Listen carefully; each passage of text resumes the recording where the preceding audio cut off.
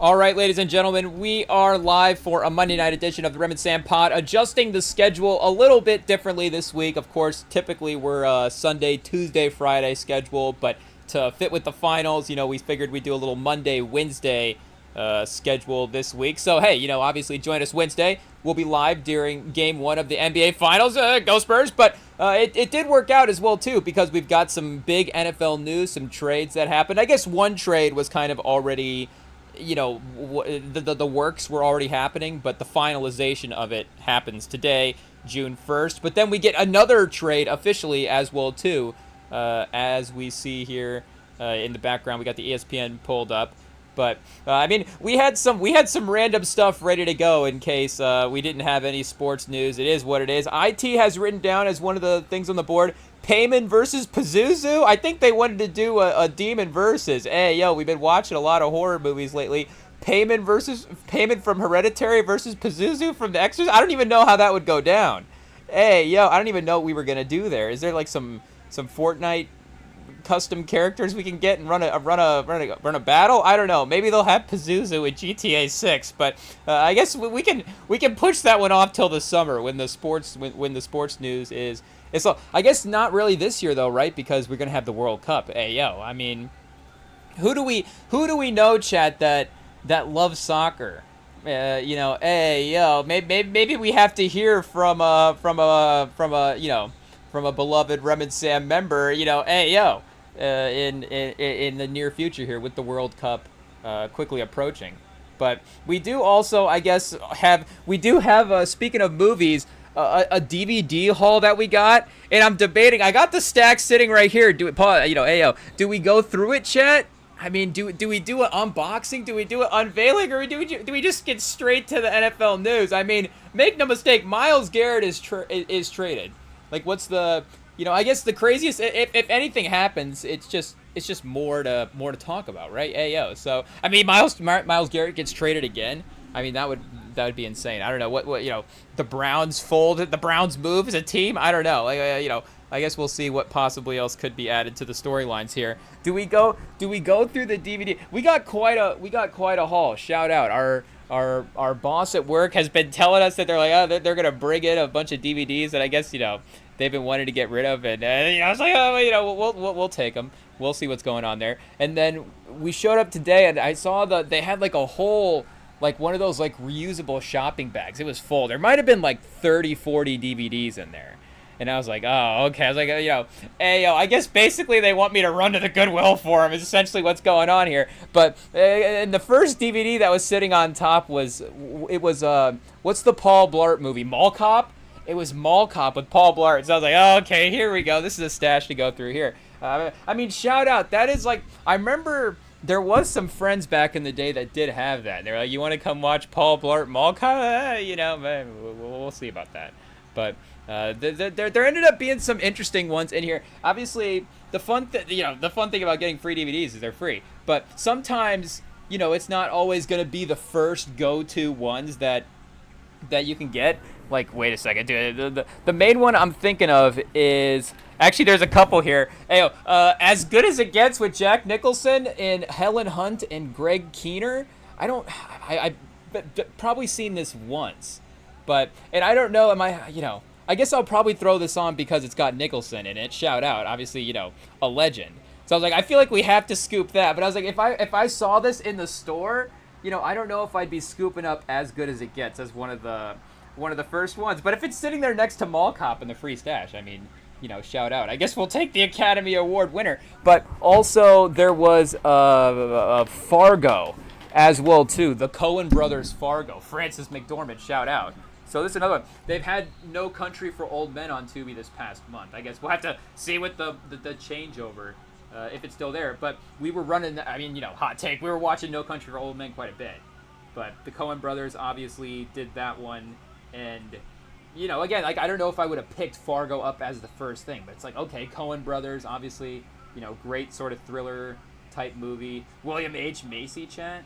Hey, so I was like, we kind of have to get that one as well too. And it is also just fun to see what other people's movies tastes are. I mean, people at the restaurant love Owen Wilson. I mean, I feel like people outside the restaurant love Owen Wilson as well too. But I feel like yeah, there's definitely a little bit of a cult, and it is that it is that whole era of comedies as well. So we got really like quite a collection from that era. Again, this is quite a stash, chat. Hey, we got Step Brothers a while back. Again, from the same crew at work. They gave us Step Brothers. So I was like, well, that's obviously hilarious. We'll take that. So we've got Anchorman, Dodgeball, Talladega Nights, and Wedding Crashers. I feel like that is, maybe Superbad as well too. 40-year-old version. I guess there's a couple of like, that crew that are left, and I guess even into the 2000s, they start, or the 2010s they do a couple as well that are still pretty quality. And again, those are great comedies if it's like we're over, so somebody has those on. It's like, yeah, obviously, Talladega Nights, Anchorman, those are great to watch. Not always, or sometimes the ones that I'm queuing up, myself. Wedding Crashers, I feel like is pretty funny though. We might have to throw this one back on. I mean, it does have Rachel McAdams, and then who else is in it? Is it the Elsa Fisher? Yeah, it does have a star-studded cast, chat. So we had to snag that. But I was like, okay, now we have quite the collection of the Will Ferrell group, I guess, the Will Ferrell, Owen Wilson group. And Dodgeball's pretty great as well too. Our friend group really does quote Dodgeball quite a bit, and I feel like we need to maybe watch just to get up on the quotes in some ways. Plus we all used to work over at a trampoline park, and they had a dodgeball set up in the trampoline park. So I mean, there's a natural correlation there as well too. And then let's see, what else do we got here, chat? Okay, we have Fargo, As Good as It Gets. Shout out. Honestly, like the more I'm thinking about it, this might be the next queue up. It is what it is. Actually, the one in the DVD player right now, these are elite as well too. These are just like burned copies of a DVD. We've got Django Unchained, and then the one that's in the DVD player right now is 7. So they didn't have it written down stylized with the 7 in the middle. So I was like, okay, and again, it's like a burned copy, so there's no cover or anything. I was like, what are the odds that there's like another? Is there like a Paul Blart 7 that I don't know about? Mall Cop 7 maybe. A burned Mall Cop 7. But no, it turns out it is Morgan Freeman, Brad Pitt. So that, honestly, that's worth the stash right there. 7 is elite, and we've definitely been rewatching that one quite a bit. I mean, I hate to be a basic like film fan. The more you learn about, you try to get into like the making of the films and like who are your directors and your go-to guys and stuff like that. And it's like, oh, am I just gonna gravitate toward all the basic top guys? I guess so. It's like, am I becoming a David Fincher fan? I mean, I feel like everybody is obviously, he makes great movies. So, does anybody like actively dislike David Fincher films? I don't know. I mean, I'm sure there is, right? If you're just like actively against maybe some of the tension or something that, he puts in his films. But, if it's just like so unsettling at times. But, even still, it's not like he's making, I mean, Zodiac and stuff is obviously pretty, it's got some high tension. Zodiac does have some pretty high tension moments, like the basement scene and stuff in there is pretty good. But he never goes like quite into like a 100% horror film type of lane. I mean, again, Seven's getting there as like a crime thriller, but he never does like the full supernatural, Conjuring. He never directed, like a Conjuring movie or a franchise. Like, I guess I don't know so much his TV stuff. So I would have to, we're not the biggest TV watcher fans, so we have to catch up there. But I was like, okay, now we're getting burned copies of DVDs. I do like this, so shout out. And any movie with Jamie Foxx as well too is obviously gonna be a must get. Which they've had Collateral. Speaking of Tubi, Collateral has been one we've been running up great. I forgot how good Jamie Foxx is in Collateral. I mean, Cruise is really good in that as well. I mean, it's a Michael Mann film, so the bar is high for like the tactical guy in a Michael Mann film. I mean, I guess that's not the movie he made right after Heat. Obviously, it's in the 2000s. I don't know exactly the timeline there. But I'm thinking, Cruise is definitely, there's definitely some Val Kilmer from Heat sort of overlap with the character. Obviously, again, Cruise is, I guess, in some ways, Val Kilmer's the, in some ways, he's the bad guy in that movie. But, Cruise more aggressively the bad guy in Collateral. I mean, there is a likability to Cruise, obviously, in that movie. He's has a charming side that he's supposed to have. Like there's the scene where he's in the bar talking to the jazz player, and he's like, charming him up before he takes, I guess spoiler alert. Hey, maybe we don't say too much, but hey, I guess that's that's like a halfway point of the movie. I guess what would be like the major spoiler for that movie? Do we think about it and say it? Hey, I don't know, but like Jamie Foxx, obviously it's a more subtle performance. Hey, but again, like everybody in Heat is tactical. In that, even the cops, you have the cops and the robbers. Everybody is doing their job at the highest level. Pacino, De Niro, Kilmer, Sizemore. I guess maybe some of the secondary cops. I don't know, but again, for the heavy on-screen guys. But Fox is again a lead cab driver as well too in Collateral. But it's a different type of character, and he's great in that as well too. But obviously, Django, he won Academy for Ray, but did he win? He didn't win for Django. Did he get nominated for Django? I mean, he definitely should have been, right? Hey, let's see what we have got here, chat. Tarantino. Oh, shout out to Django Reinhardt, I guess. Belgian-born Romani jazz guitarist and composer who lived most of his life in France. I guess we accidentally clicked on that page instead. But I guess to go to Django Unchained, let's see what we got here for nominations. Best Picture, Best Supporting Actor for Waltz, and Best Original Screenplay for Tarantino. Chat. Hey, the Academy once again. It is what it is. Who gets left out of the Django Unchained, celebration? Jamie Foxx. Hey, I guess everybody else as well too. The one guy that's nominated for the movie is Waltz, and Waltz is great in that movie. I mean, DiCaprio as well too is great in that movie. But come on, what are we doing? Fox is great. Kerry Washington is fantastic in this movie. So no goal. I guess it doesn't really get lay out the Golden Globe nominations here, but that would be even more crazy because that's even more. You have more nominations there with the categories and stuff. But I guess burned copies of those.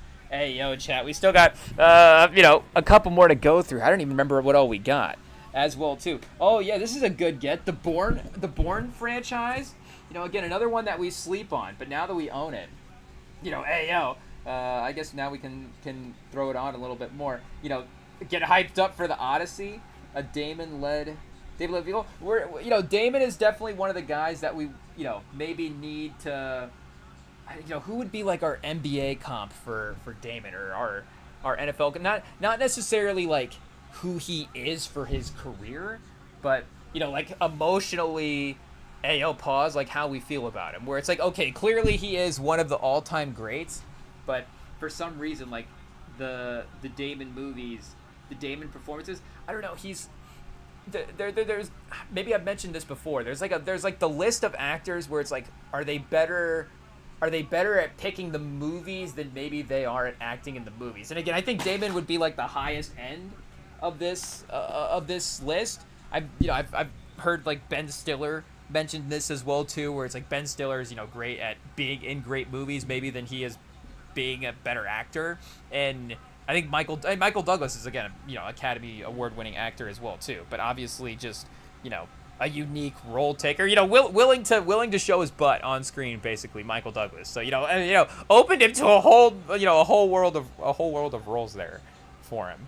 But I think I guess Damon maybe less on screen butt than Michael Douglas, but still again like really great at picking movies as well, and created some of his own, obviously Good Will Hunting and stuff like that. But and sometimes with the action franchises, again, there is some overlap with the tone, and they're borrowing from each other in different ways, so you kind of can end up picking your guys as well too. Like we're definitely a James Bond franchise fan over here. I guess we'd have to double check with Sam. I'm pretty sure Sam is a big Skyfall fan. I mean, I feel like, again, if you're an action movie fan of our generation, like, that's definitely one that you probably have seen. I don't know how he necessarily feels about the rest of the franchise. I'm trying to think, what's the one that he really likes with the motorcycles? Tron? Is it Tron? Is Legacy just the... Tron Legacy is just the film. Oh, 2010? Is that soundtrack by Daft Punk? Maybe we'll be listening to the soundtrack. Is this the first one? in the film. I mean, I'm not saying this is his favorite franchise. I just know he brought it up a couple times. But shout out. I think this is a fun. Yeah, the bikes are awesome in this. Hey yo, I don't know. Do they have some? I feel like there is some that kind of do look like that in real life. The Bat bike, hey yo, from The Dark Knight. But what are we saying for again for the action movies? If you kind of end up picking your lane. As well too, but the Bourne franchise is one that we got, and we also got the Taken. There's a three DVD Taken collection here as well. So again, another iconic 2000s action franchise. This one is Blu-ray, and I realize my DVD player is not Blu-ray. So can we even play these? I guess we'll have to double check.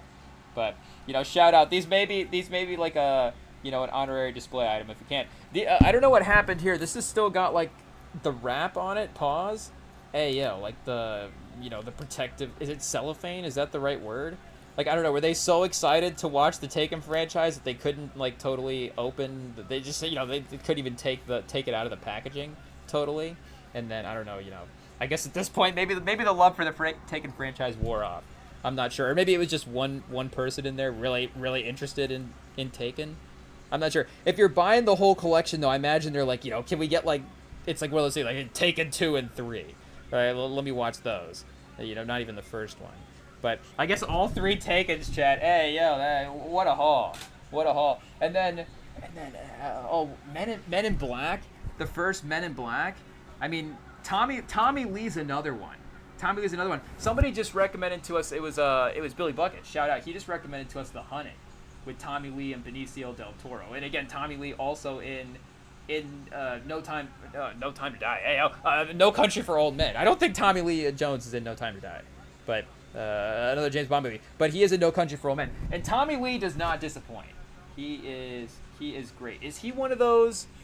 Is he one that's been nominated for both lead actor and supporting? I feel like he definitely has a supporting nom in there somewhere. But another guy as well too. Like who's the modern day Tommy Lee Jones? Like rugged, handsome guy, but maybe not like a traditional model type of guy. But if Tommy Lee Jones won like a sexiest man, I mean, has he ever won that? He might have. I mean, Nick Nolte won in the 90s. So again, hey yo, obviously anybody can. Are we saying anybody going? Blake Shelton won at some point. So hey yo, maybe there's some issues with that there. But that may, not issues. Hey, shout out. Obviously, they're all deserving, as we'll see. I'm pretty sure this is the first one. It's difficult sometimes with the way they have it stylized with the eyes. It's like, okay, how many eyes do they have listed it out? But on the back it says here MIB2 trailer teaser. So yeah, I think this is the first one. And then Transformers Revenge of the Fallen, which I believe is the second one. I just grabbed it because I don't even know. I think just because it has Megan Fox in it is honestly the only reason. I don't know. There's a Chevy ad in the cover as well too from the 2000s. I don't even know. I guess the Chevy Camaro still looks pretty cool as well. I guess are we gonna cop ourselves the old Malibu? I'm not sure. Are these the transforming models? I guess the 2013 transforming Chevy Malibu. Hey yo, I don't remember seeing that in the movie. I think it's just the Camaro that they have in their transforming works. Hey yo, you could have had Megan Fox. Testing 1 2 3. Are we good? Are we back?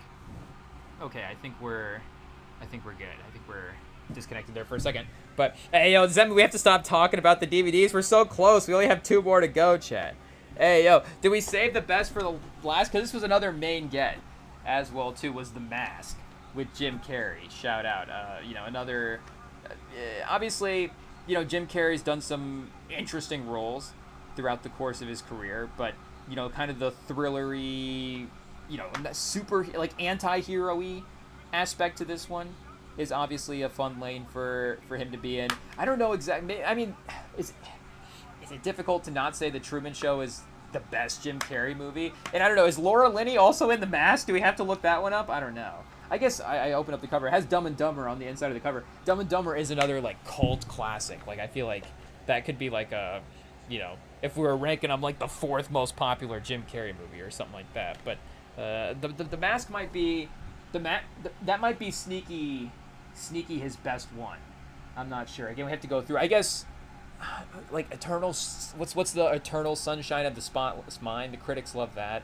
And then he did have the one where what's the biopic where he spiraled out. And what did he win the Academy Award for that one? I guess we have to double check that. He should have won for The Mask. I don't know what year was this. Was this 94? Because he was doing multiples. I think maybe it kind of got lost. He was just having such a powerful year. Like, it is one that maybe, again, it's not always brought up as like the first, but I feel like people know if you know Jim Carrey. But saving the best for the last, chat. Hey, yo, we got John Q with Denzel Washington. I mean, if it's Denzel, you know, we have to watch it. But this one has been staring us down on the YouTube free the YouTube free movies for a while. Just every time, YouTube always has Heat for free. And make no mistake, just every YouTube video we watch, and the next autoplay is like, okay, we're watching Heat all of a sudden. I guess, you know, now all of a sudden Val Kilmer's just buying supplies. But I guess, you know, we haven't quite got to the autoplay for John Q yet at this point. But I guess maybe, I don't know what we said we were firing up at this point. I don't even know. Born, The Mask. How can it be 26% with Ray Liotta? And the crew. Story centers around a man whose 9-year-old son is in desperate need of a life-saving transplant. When he discovers that his medical insurance won't cover the cost of the surgery and alternate government aid is unavailable, John Q. Archibald takes the hospital emergency room hostage in a last-ditch attempt to save his child. I mean, the premise is just... is this based off of a real story as well, too? I guess want to tread lightly and respectfully, but obviously just the tension of that premise is like, whoa. And, you know, the popcorn meter really delivering 78%, but the critics 26%. Hey, yo. I guess 20, when did this drop? 2002? Yeah, what did Ebert say about John Q, Chad? Was he locked in? He could have liked it. I mean, Denzel, you know, just kind of carrying. Who else is in this? Oh yeah, we said Liotta, Robert Duvall, Kimberly Elise, chat. I mean, what were Ebert's thoughts there? Critical response, Washington's performance races above the material, but John Q pounds the audience over the head with its message. Oh no. Metacritic uses its weighted average, assigned the score of a 30 out of 100. I guess Owen Gleiberman of the Weekly Entertainment gave it a C, stating Casaventis, is that the director, thinks he's making Dog Day Afternoon with the cause. Oh, you know, that is a good comp, obviously. I don't know if that was in the, in the inspiration. But just sort of that, you know, locked in a place, so, you know, high tension situation. But Dog Day Afternoon with the cause. But it says also he's done is reduce everything he touches to a shrill, a shrill didactic cartoon. I don't even know what some of those words mean, but it does not sound ideal for the review of the movie. We don't have anything here from Ebert as well. So did he just skip it? Did he skip a Denzel into that? I mean, this would have been right after Training Day as well. So is this the movie that followed Training Day? It might have been. But what do we got? John Q, Roger Ebert. Let's see what we got here. Okay, we do have a movie. 1.5 stars? Oh no, chat. Oh no. John Q is the kind of movie Mad Magazine prays for. It's so earnest, so overwrought, and so wildly implausible that it begs to be parodied. I agree with its message that the richest nation in history should be able to afford healthcare insurance, but the message is pounded with such fevered melodrama, it's slanted and manipulative in your average political commercial. Oh, hey, oh, whoa!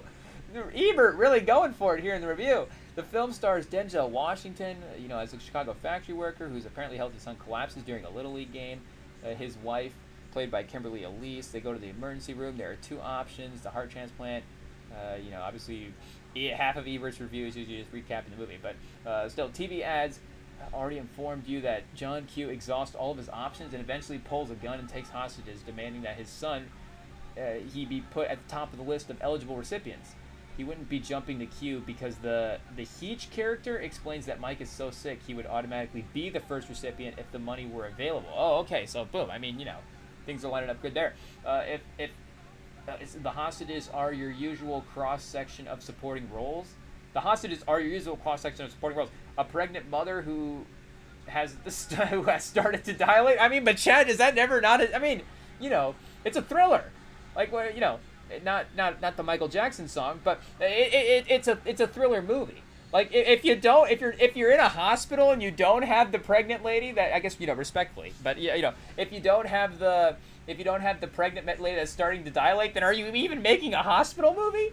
Hey yo, a gunshot victim, a battered woman and her violent boyfriend, and so on. Plus Dr. Turner. I guess shout out to Dr. Turner, but the cops, the building, the veteran negotiator, Duvall tries to build a relationship with John Q. And I guess obviously Denzel on the other side of the negotiation as well too. He plays the negotiator in Inside Man. I mean, that would be the edit, chat. Hey yo, we need somebody to do the YouTube edit of Denzel from Inside Man negotiating with John Q from the hospital. Hey yo, maybe Denzel is a little too insensitive in that negotiation. He's like, what does he say? He's like, oh, I'm sipping a not a Mai Tai, but sipping a pina colada with Jesus and Jamal or something like that. Hey yo, I don't know if that's what John Q needs to be hearing in a time like that, but maybe there's a way to do it with the dialogue. We would just have to see. I don't know how you could you cut in Willem Dafoe just going like, well, what he answers the one riddle at one point. Shout out, you got to have Willem Dafoe in the movie for something, but he just like, there is no train station. It just it's a trick question. So I don't know. Maybe John Q does have like a train station question at some point that he could ask. You bring in Jodie Foster. Hey yo, I think we just need Spike Lee to remake John Q.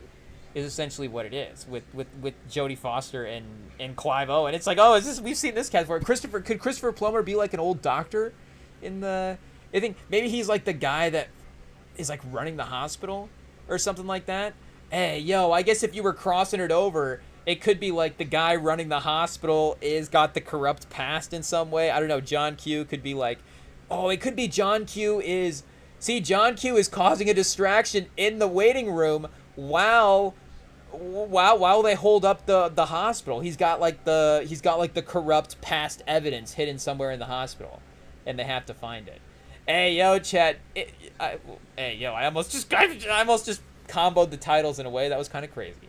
I don't know. Maybe you guys can figure it out yourselves. But there is a way to title those movies together, I guess, in some way that would make sense.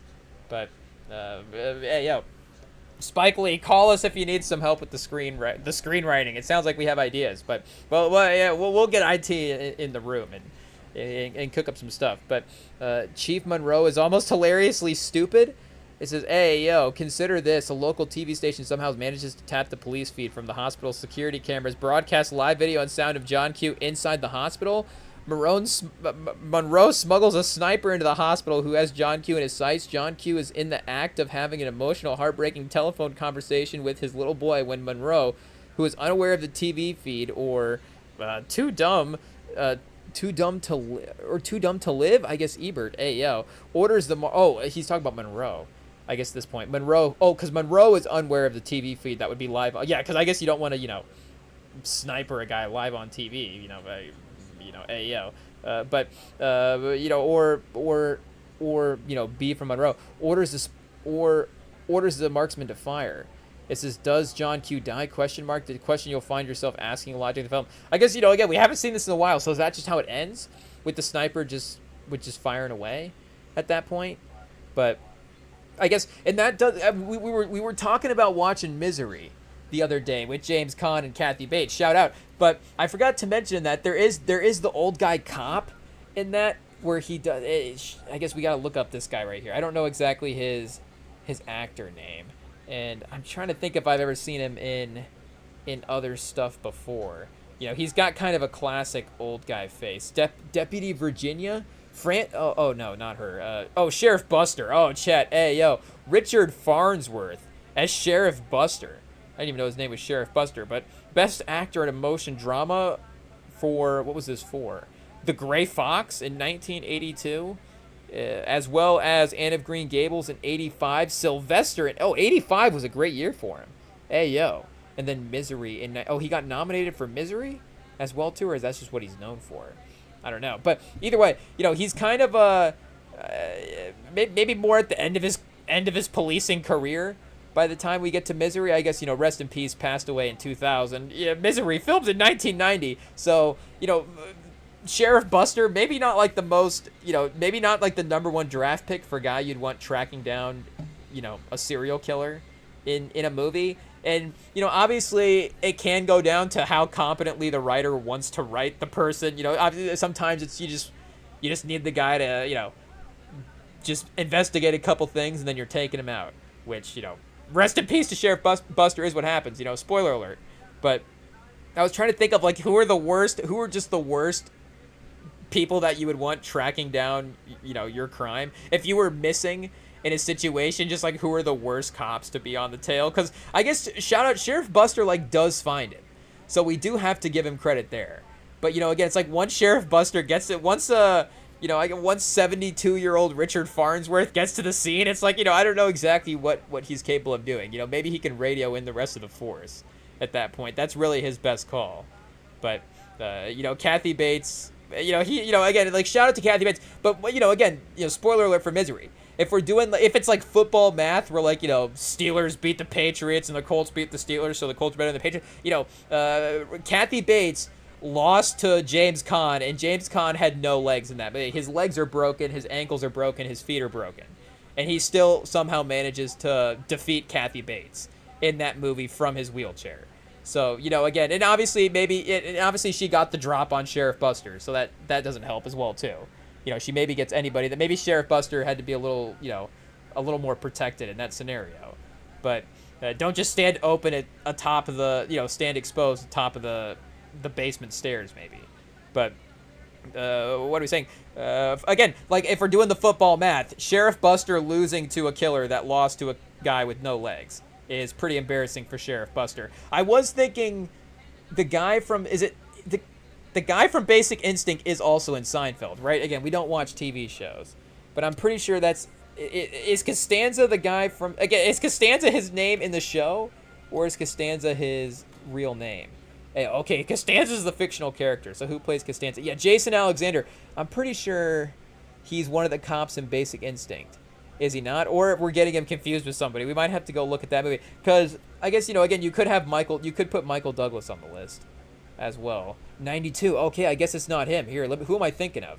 I guess he kind of looks like him, or he's just not listed there on the thing. But one of the guys in the what are we saying? The interrogation scene, and obviously he's sweating pretty good in the scene. Oh no, George Zunza is the partner that Michael Douglas has in there. I guess George Zunza's up there as well too for cops that maybe you wouldn't want tracking you down, because I don't know exactly what his success rate's going to be. We're going to need a picture here, chat, to see if we get. Oh, it's Wayne Knight. It's this guy right here. I can tell it's this guy. I think Wayne Knight and Jason Alexander, that's not too bad. I feel like they look kind of similar there. Oh, he is on Seinfeld. Okay, I guess maybe just in a different role as well. Oh, as Newman on Seinfeld. So the other guy's Costanza? I guess, we'd have to throw on the show to figure out what's going on there. Oh, wait, as Newman from Seinfeld? So is this the guy that was going crazy that one time? I don't know. But either way, again, the way he just kind of like, and again, obviously it's a distracting moment, but still, it's, it's like, okay, maybe focus. What's his name in this? Wayne as District Attorney John Corelli. So it's like, focus, District Attorney. The DA's got to lock in here as well too. But yeah, I guess honestly, Gus Moran is way up there. Gus Moran does also, get spoiler alert, get eliminated in that movie. But that's a list. DM us at Rem and Sam on Instagram and let us know, like, who is the worst fictional cop? Obviously, again, we tread lightly. I guess, that could really go a lot of directions. But in terms of who do you want chasing down a crime as well too. I'm trying to look over at the DVD stash and see what's going on. Oh, the set it off cop is not too great at his job. Honestly, like, again, if in the tread lightly territory, he's really wrecking some chaos in that movie. I mean, his squad gets Stevie, and again, that just gets blown under the pause. That just gets swept under the rug there Like, no investigation for that cop and his squad. He's just still on the case at that point. And, you know, obviously, rest in peace to Stevie. But, and then at the end as well, too, you know, I guess, you know, that's obviously more of your traditional bank heist shootout situation. So, you know, I guess, you know, we have to give him a little movie slack there as well, that playing into the movie plot. But still, I don't know if he handled that situation the best. And he just really lets his one partner just kind of be unhinged the entire time as well, too. You know, again, like, do they have to, spoiler alert, do they have to get Vivica Fox at the end of that one? I mean, again, she does get him, you know, what's the procedure? Like, what's the procedure with a gun to your head? Like, she does get him there.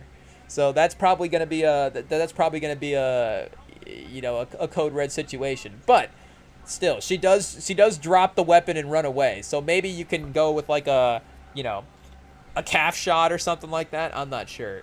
And then go for the arrest. I mean, again, the preservation of human life, Jen. Hey, yeah. I don't know. But, you know, again, it is obviously playing into some heist movie stuff there as well, too. So you do have to give it the movie, you know, some of the movie plot slack as well.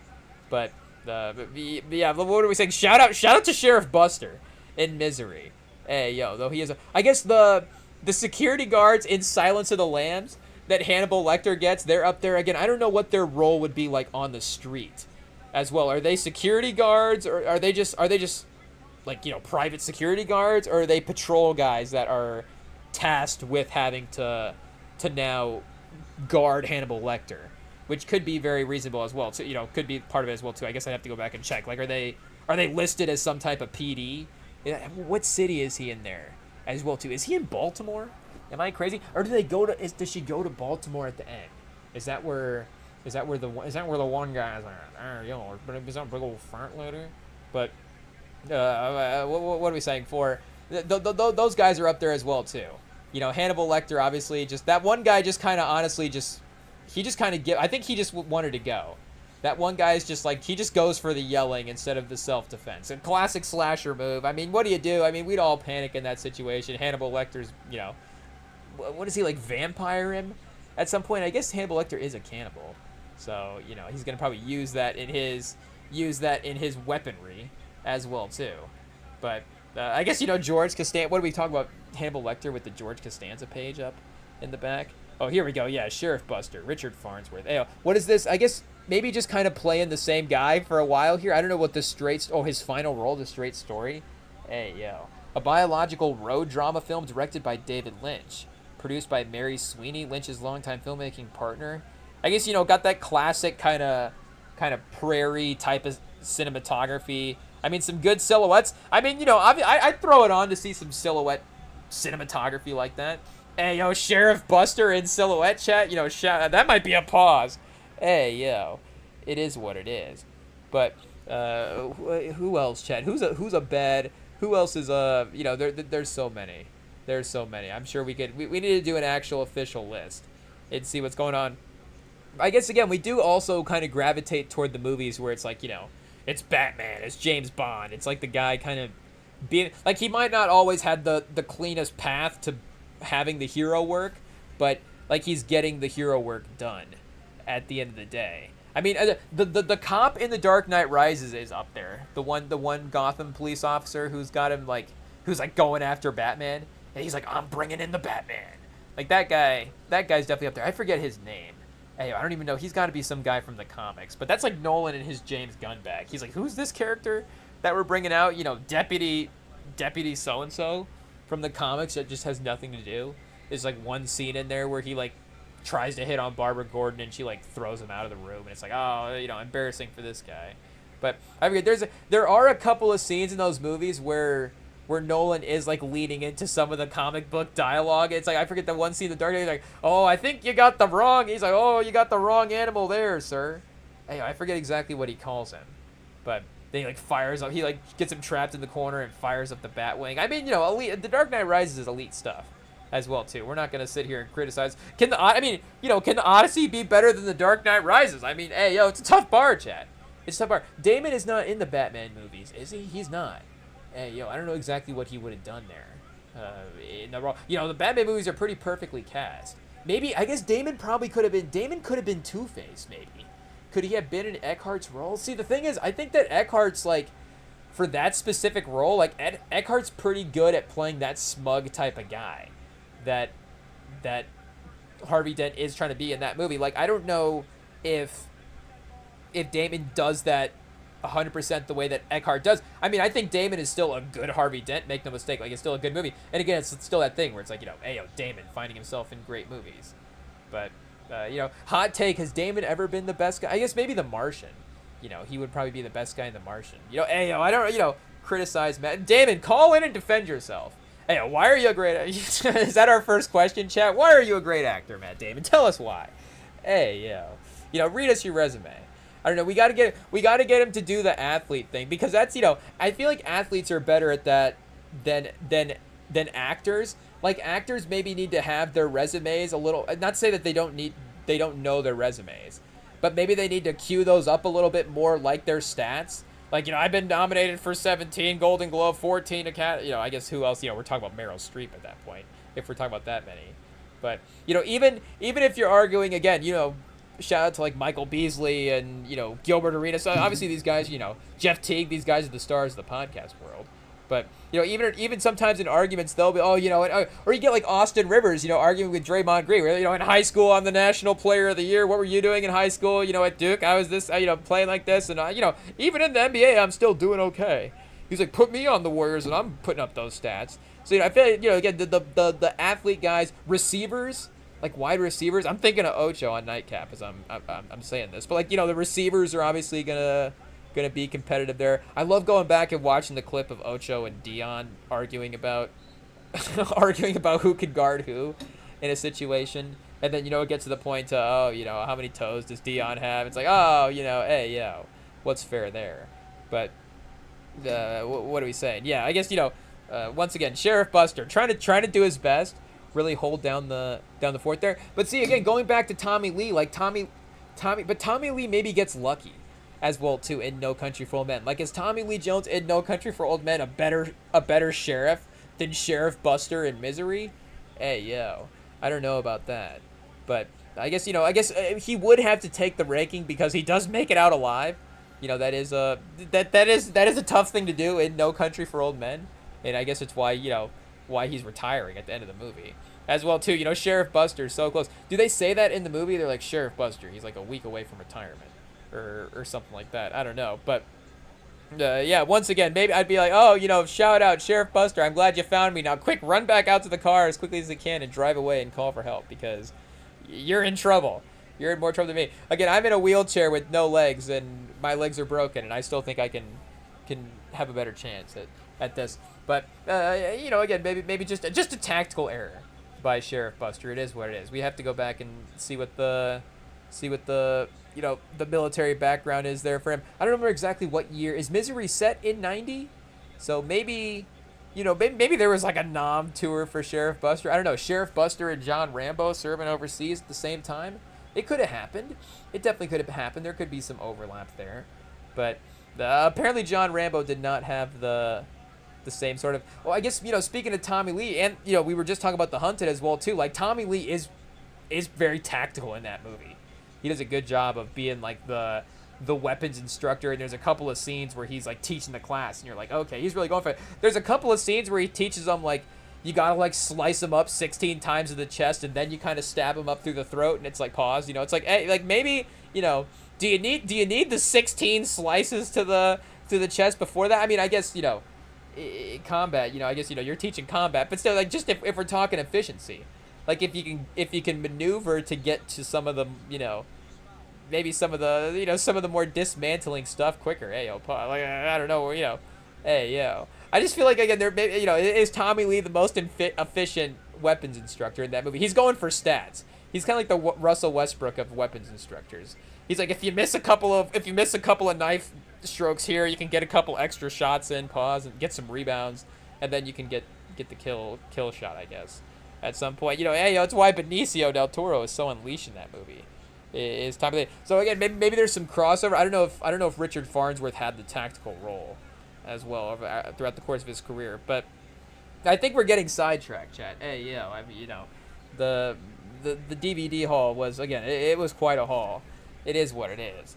But hey, we still have quite a bit of stuff to go through for the news as well. Like we said, we had trades. We have some other stuff going on. So we'll take a quick break, and then when we'll be back, we will discuss the NFL trades that have happened / are official today. Right after this.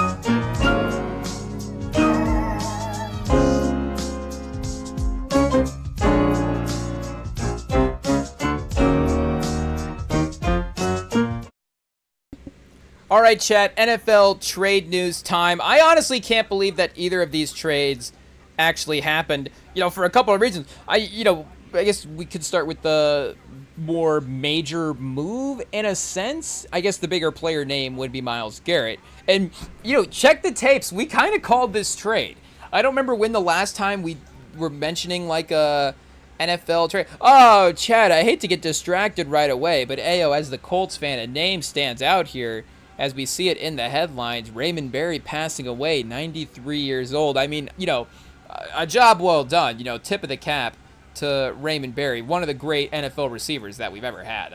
One of the OG great Colts receivers. Part of the, I don't know if you're like a real NFL fan, but I don't know how far back NFL knowledge goes these days. But the 1958 championship game was one of the original like televised national football games. I should say national televised football games. Obviously the National Football League, but one of the original games broadcast in a major way like that.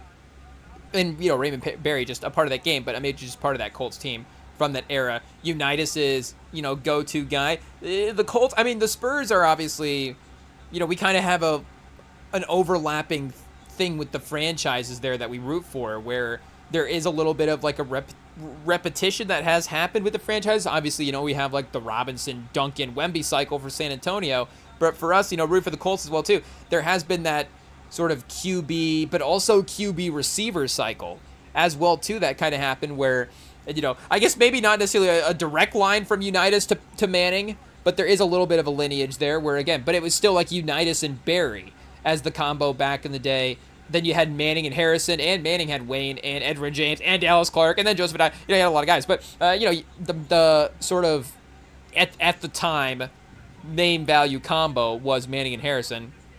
I mean, looking back, Wayne was able to suspend his career with Andrew Luck, so that doesn't necessarily help with the Manning comparison thing, but did have the career where obviously the value of both those players is maybe a little bit more equal. But again, for the combo, you do think of Manning and Harrison as sort of the elite duo. They have some of the better stats together. And then, even Andrew Luck had T.Y. Hilton as a great receiver, number one target to go through. They put up a ton of great franchise numbers together as well. But, again, it all started with Raymond Berry back in the day.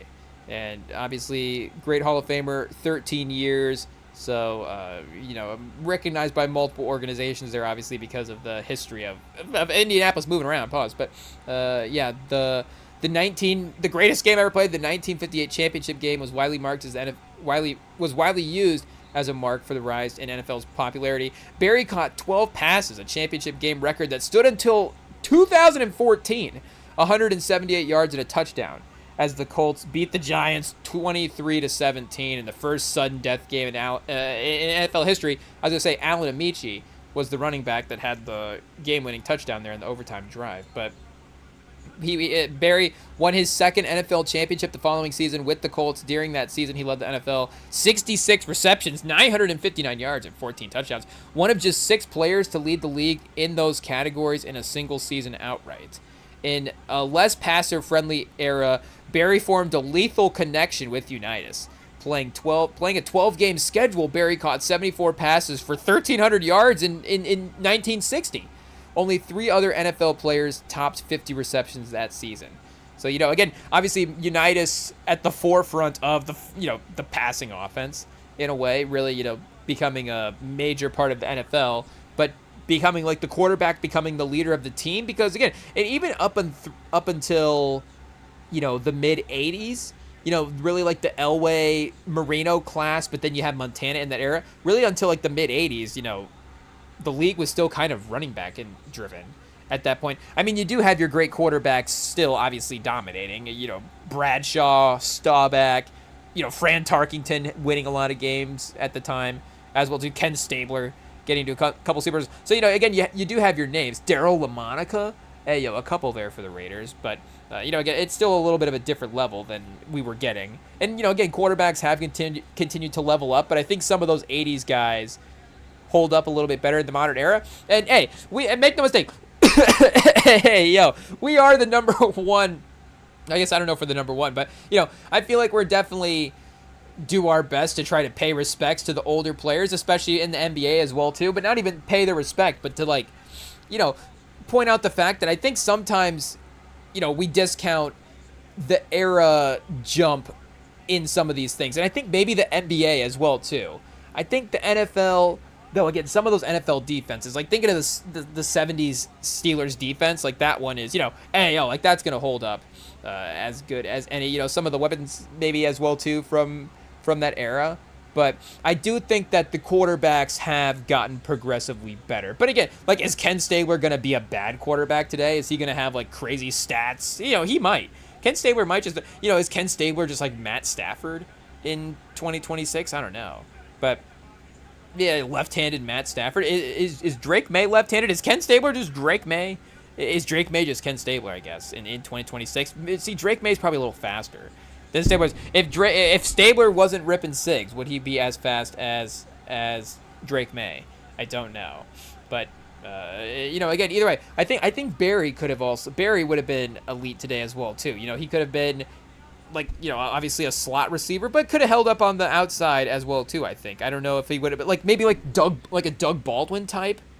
I don't know, maybe Doug Baldwin a little quicker. I don't want to, Steve Largey, we just comp him to a guy from the 70s. I don't know, a 20-year, not even a 20-year, like a 12-year forward comp. I don't know. But, oh, yeah, that's right. He did coach as well, too. Raymond Berry left football in 81 after being fired by the Patriots as an assistant. Do we have to put that in the article chat? 3 seasons after the Patriots, however, fired Ron Meyer mid-season. They hired Berry as a head coach. He stayed in that role until 89, compiling a 48-39 record and winning one AFC title. So if he was there through 89, then he was the coach of the team that was, he coached a Super Bowl team in 85 as well, too. So Super Bowl coach, Super Bowl made a Super Bowl, and obviously a great player as well, too. It was a great 6 years for me, Barry told ESPN in 2008. I had some really great players, really enjoy coaching talent like that.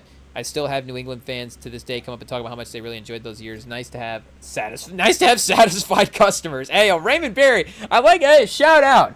I don't know, has any coach ever said nice to have satisfied customers? But he's not wrong. He's not even being disrespectful.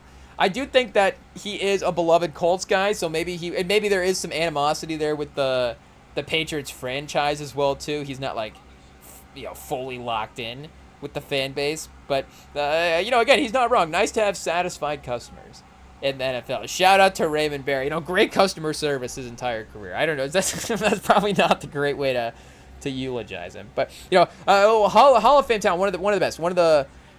Could be, I guess Don Hudson's probably the original great receiver, but probably the next great original receiver after Don Hudson. And again, probably the first great quarterback receiver combo in him and Unitas as well too. So a groundbreaking legend in many ways. Rest in peace. Shout out to the family there. A great 93 years for the Hall of Famer Raymond Berry. So we were mentioning the trades with Garrett and A.J. Brown, and we were mentioning again the fact that we did kind of call this trade with the Rams and Browns. I hate to say it, I hate to give ourselves too much credit, chat, but I mean, all you have to do is go back and check the tapes. I'm not saying we want you to go back and check all the tapes that we have out there. Pause, but again, if you can somehow skip through and find to the ones where we were going through NFL trade machines and talking about Garrett to the Rams, there was some things that did make sense about it. One, obviously, the Rams are a team that are in that win now mode. So if Garrett was going to, not request a trade, but if there was going to be that mutual conversation between him and the franchise in some ways into, getting him into the right spot, because I guess in some ways, if Cleveland could just, in a way, quote unquote, I'm not saying they're punting on Myles Garrett. They could, trade him at any point to just help bulk up the rebuild, because it is obviously a great value trade that they're getting. We'll get to that. But, again, it makes sense for him to go to the Rams as a Super Bowl contending team. And one of the most surefire bets is just to, who's going to be a competitor. Obviously Seattle, if Darnold just continues to be this consistent the way he's been in the regular season, as long as he's playing like that, you do have to say that I guess we'd have to go back and check. So we'll get caught up on some of the. Well, I guess the offseason stuff is starting to happen though now as well too. I guess, but with the draft, I mean, I guess not. We're the Spurs are making the finals, so make no mistake, we'll catch up on the entire workings of the NFL after the finals. But what are we saying for the just year-to-year competitiveness of a team? The Chiefs, obviously with Mahomes. Buffalo is definitely up there as well too with Josh Allen. When he go to the Rams, any of the top quarterbacks, obviously, is he just going to be associated with them?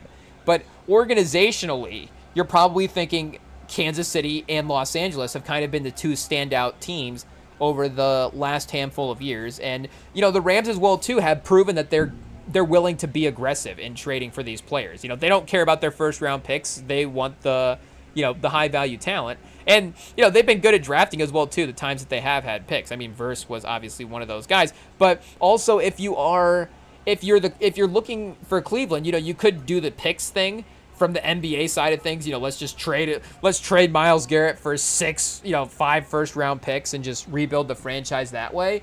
But a franchise pass rusher is just a very, very valuable cornerstone. And if there is a way to get that back in a trade outside of just the hypothetical draft pick, where it's again get a first round pick. Well, in theory, will just take a defensive lineman in that first round. But, again, from the NBA side of things, we always say, are those first round picks going to be valuable if you're trading, Giannis to a team? Are they going to be good first round picks because that team's just going to be winning a lot, especially if that team's the Thunder and they already have Shea? But, again, for the Rams, that's kind of the same thing. They're good either way. So you're probably thinking the Rams' first round picks are not going to be that great.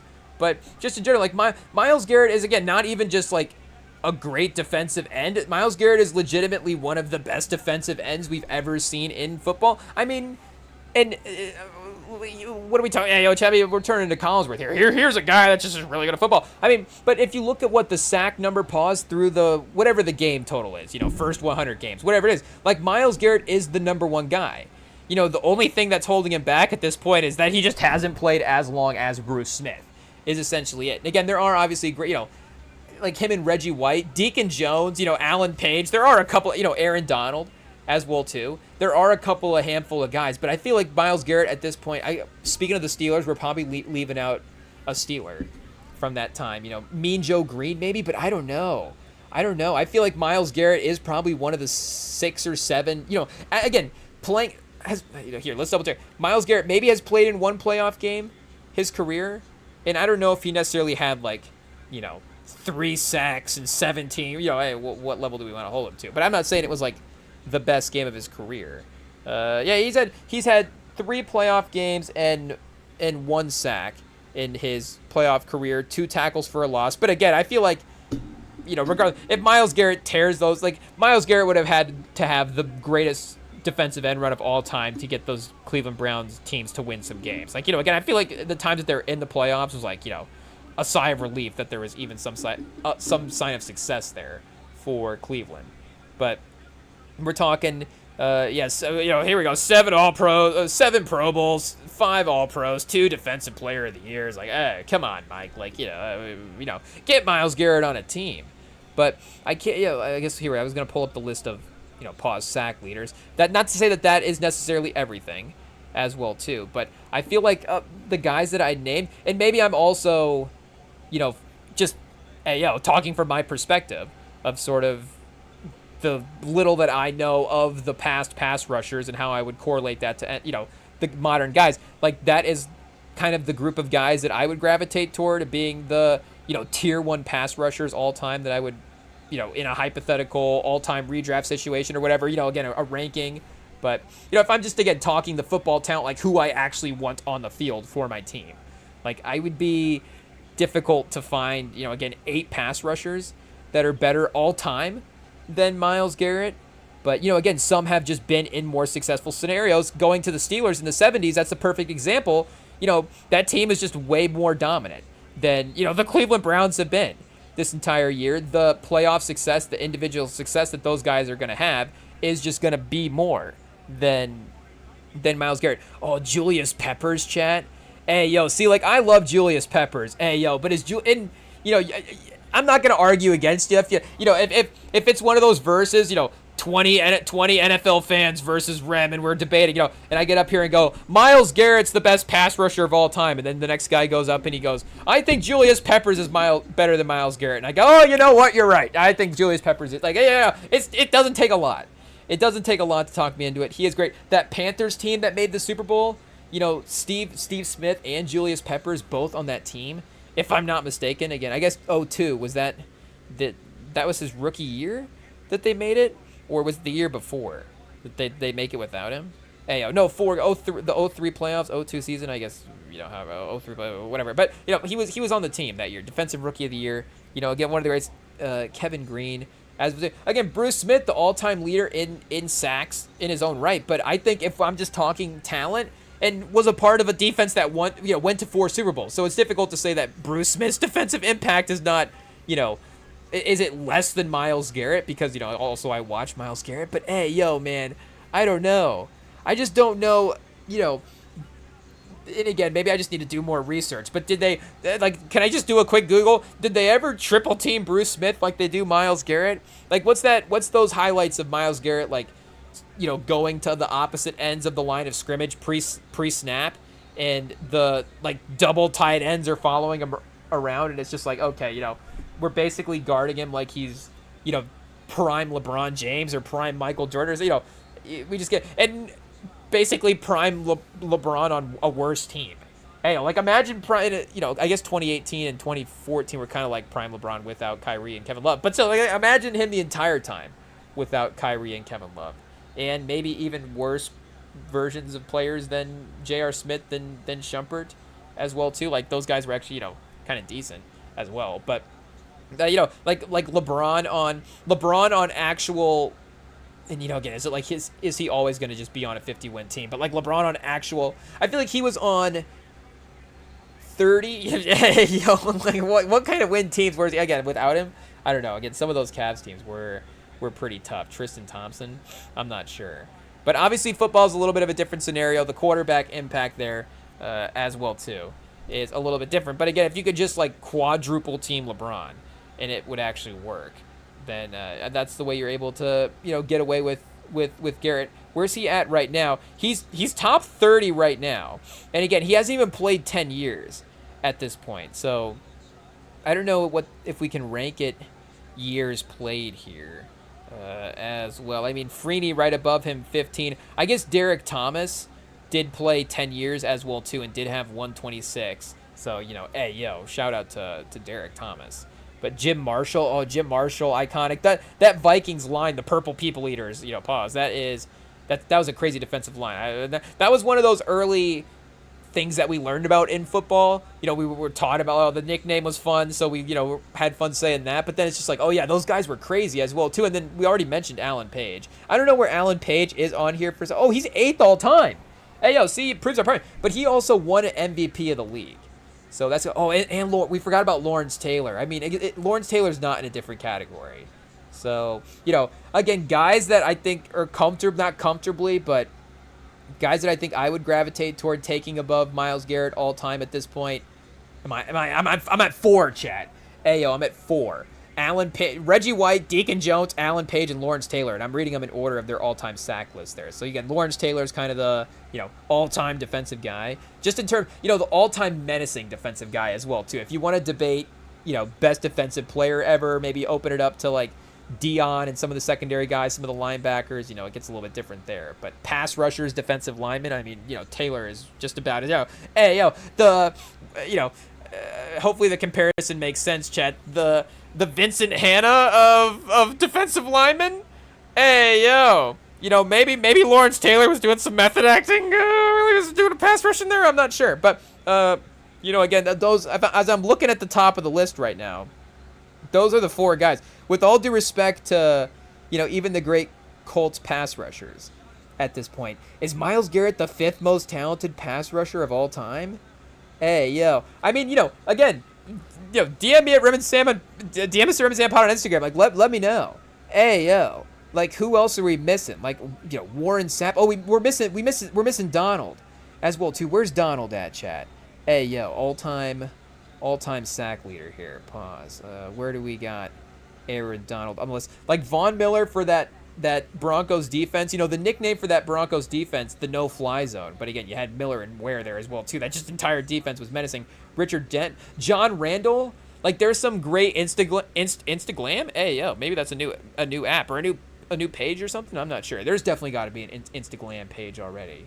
Hey, yo. But there's some great clips of John Randall just like doing drills and just like how athletic and just crazy, you know, just again like the crazy speed, agility you get to see on display. And it's like him compared to even some second string type guys. You'll see just them again like back to back, pause, them running the drill, and it's just the level to which they're executing the movements and stuff is just crazy.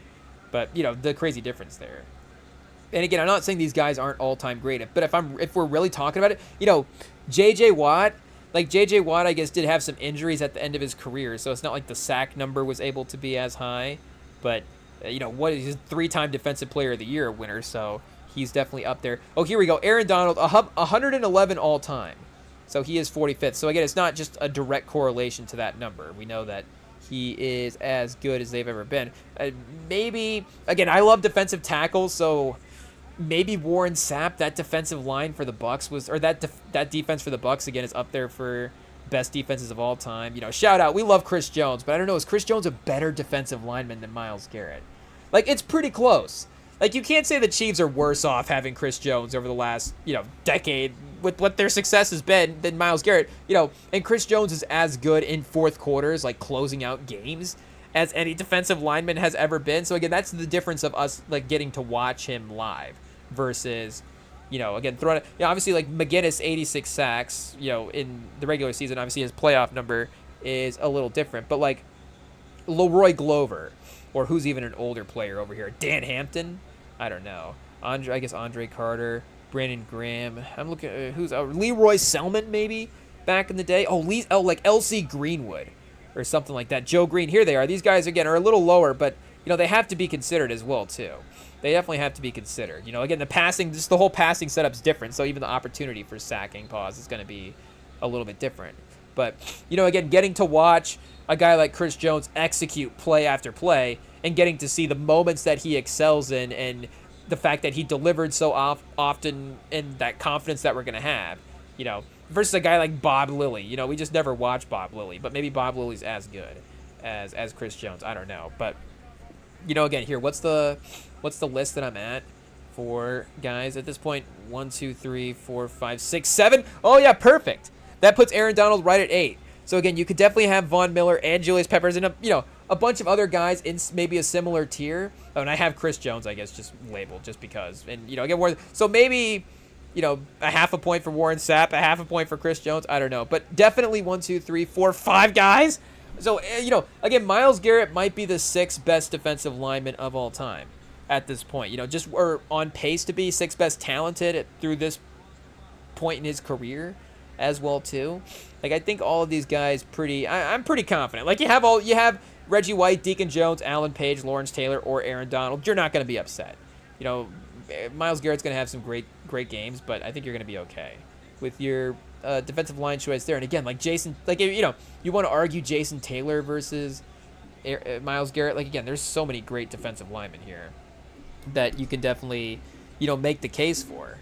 But, again, we're talking about this just based on regular season success. And there's so many, like, I guess, game things as well, too. Like, I don't know, just being on a bad team. I don't know how that affects the opportunity to get sack opportunities like that as well, too. Where, you could even just have, I'm trying to just think, like, game script-wise. Where if the other team is just running the football a lot, then, obviously your opportunity to rush the quarterback is going to get a little bit lower. If you're playing in a higher scoring, offensive battle type of situations with then, maybe your opportunity to, or, again, maybe Myles Garrett, because he's in a better overall defense, maybe he is managed differently in the regular season. Maybe there's a different role that he plays, the focus that he draws. Maybe his goals getting a double team are going to be different because he's like, well, the Rams still have other talented pass rushers that can get to the quarterback, and maybe a way that the Browns didn't, and maybe the coaching scheming around him as well too. Maybe again, like Myles Garrett gets like 12 sacks this year or something instead of like 20. Again, it can go either way. Like, I'm not saying his impact is going to be less. I'm just saying maybe there is, I don't know exactly what this is going to do to his stats being on the Rams.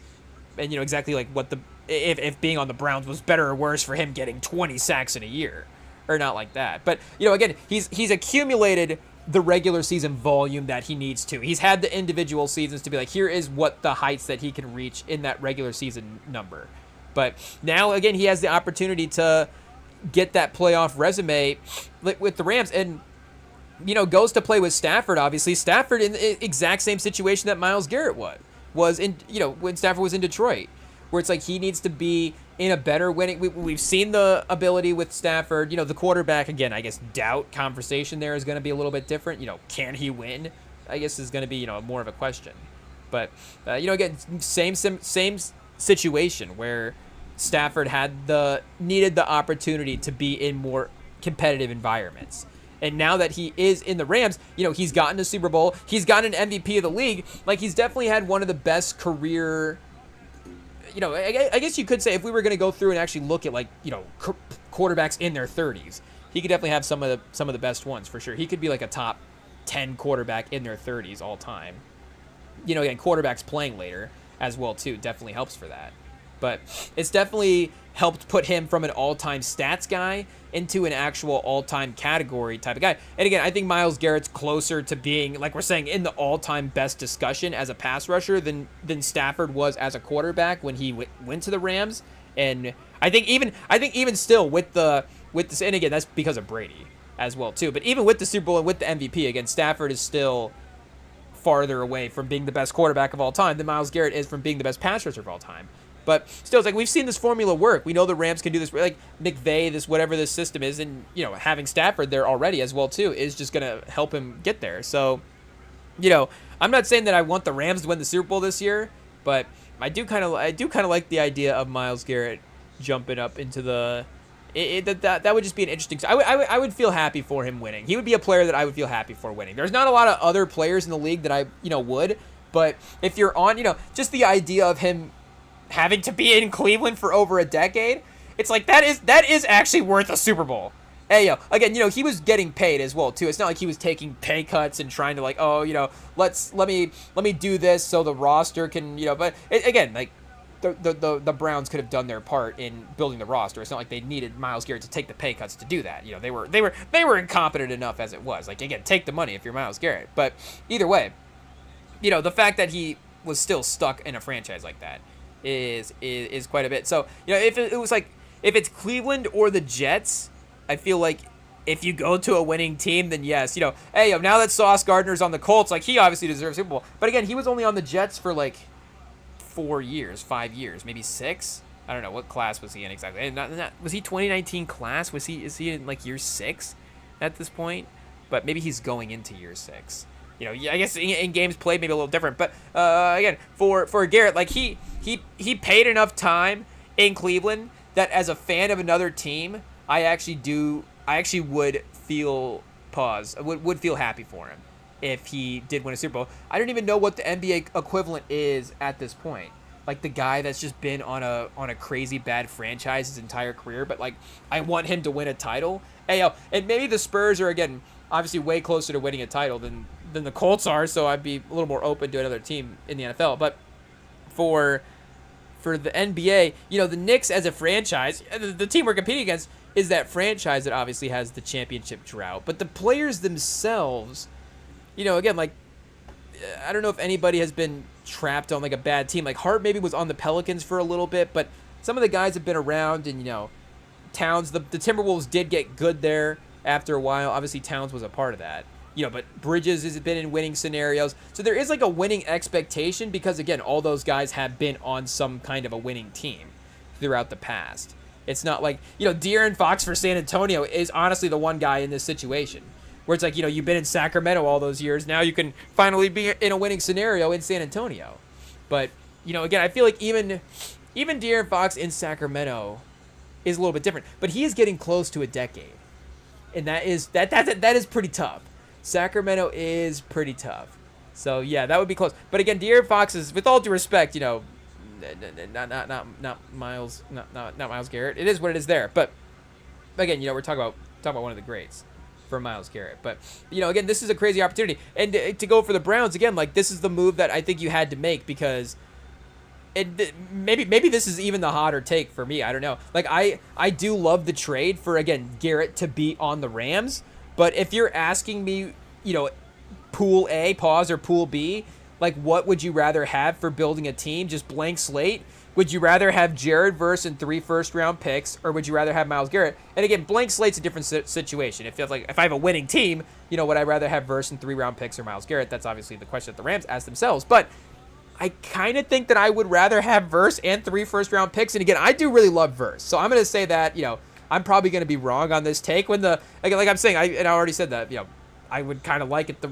I would be okay if the Rams won the title. So when the Rams are hoisting the trophy because, now their defense is supercharged with Myles Garrett, like I know I'm wrong saying that I would rather have Verse.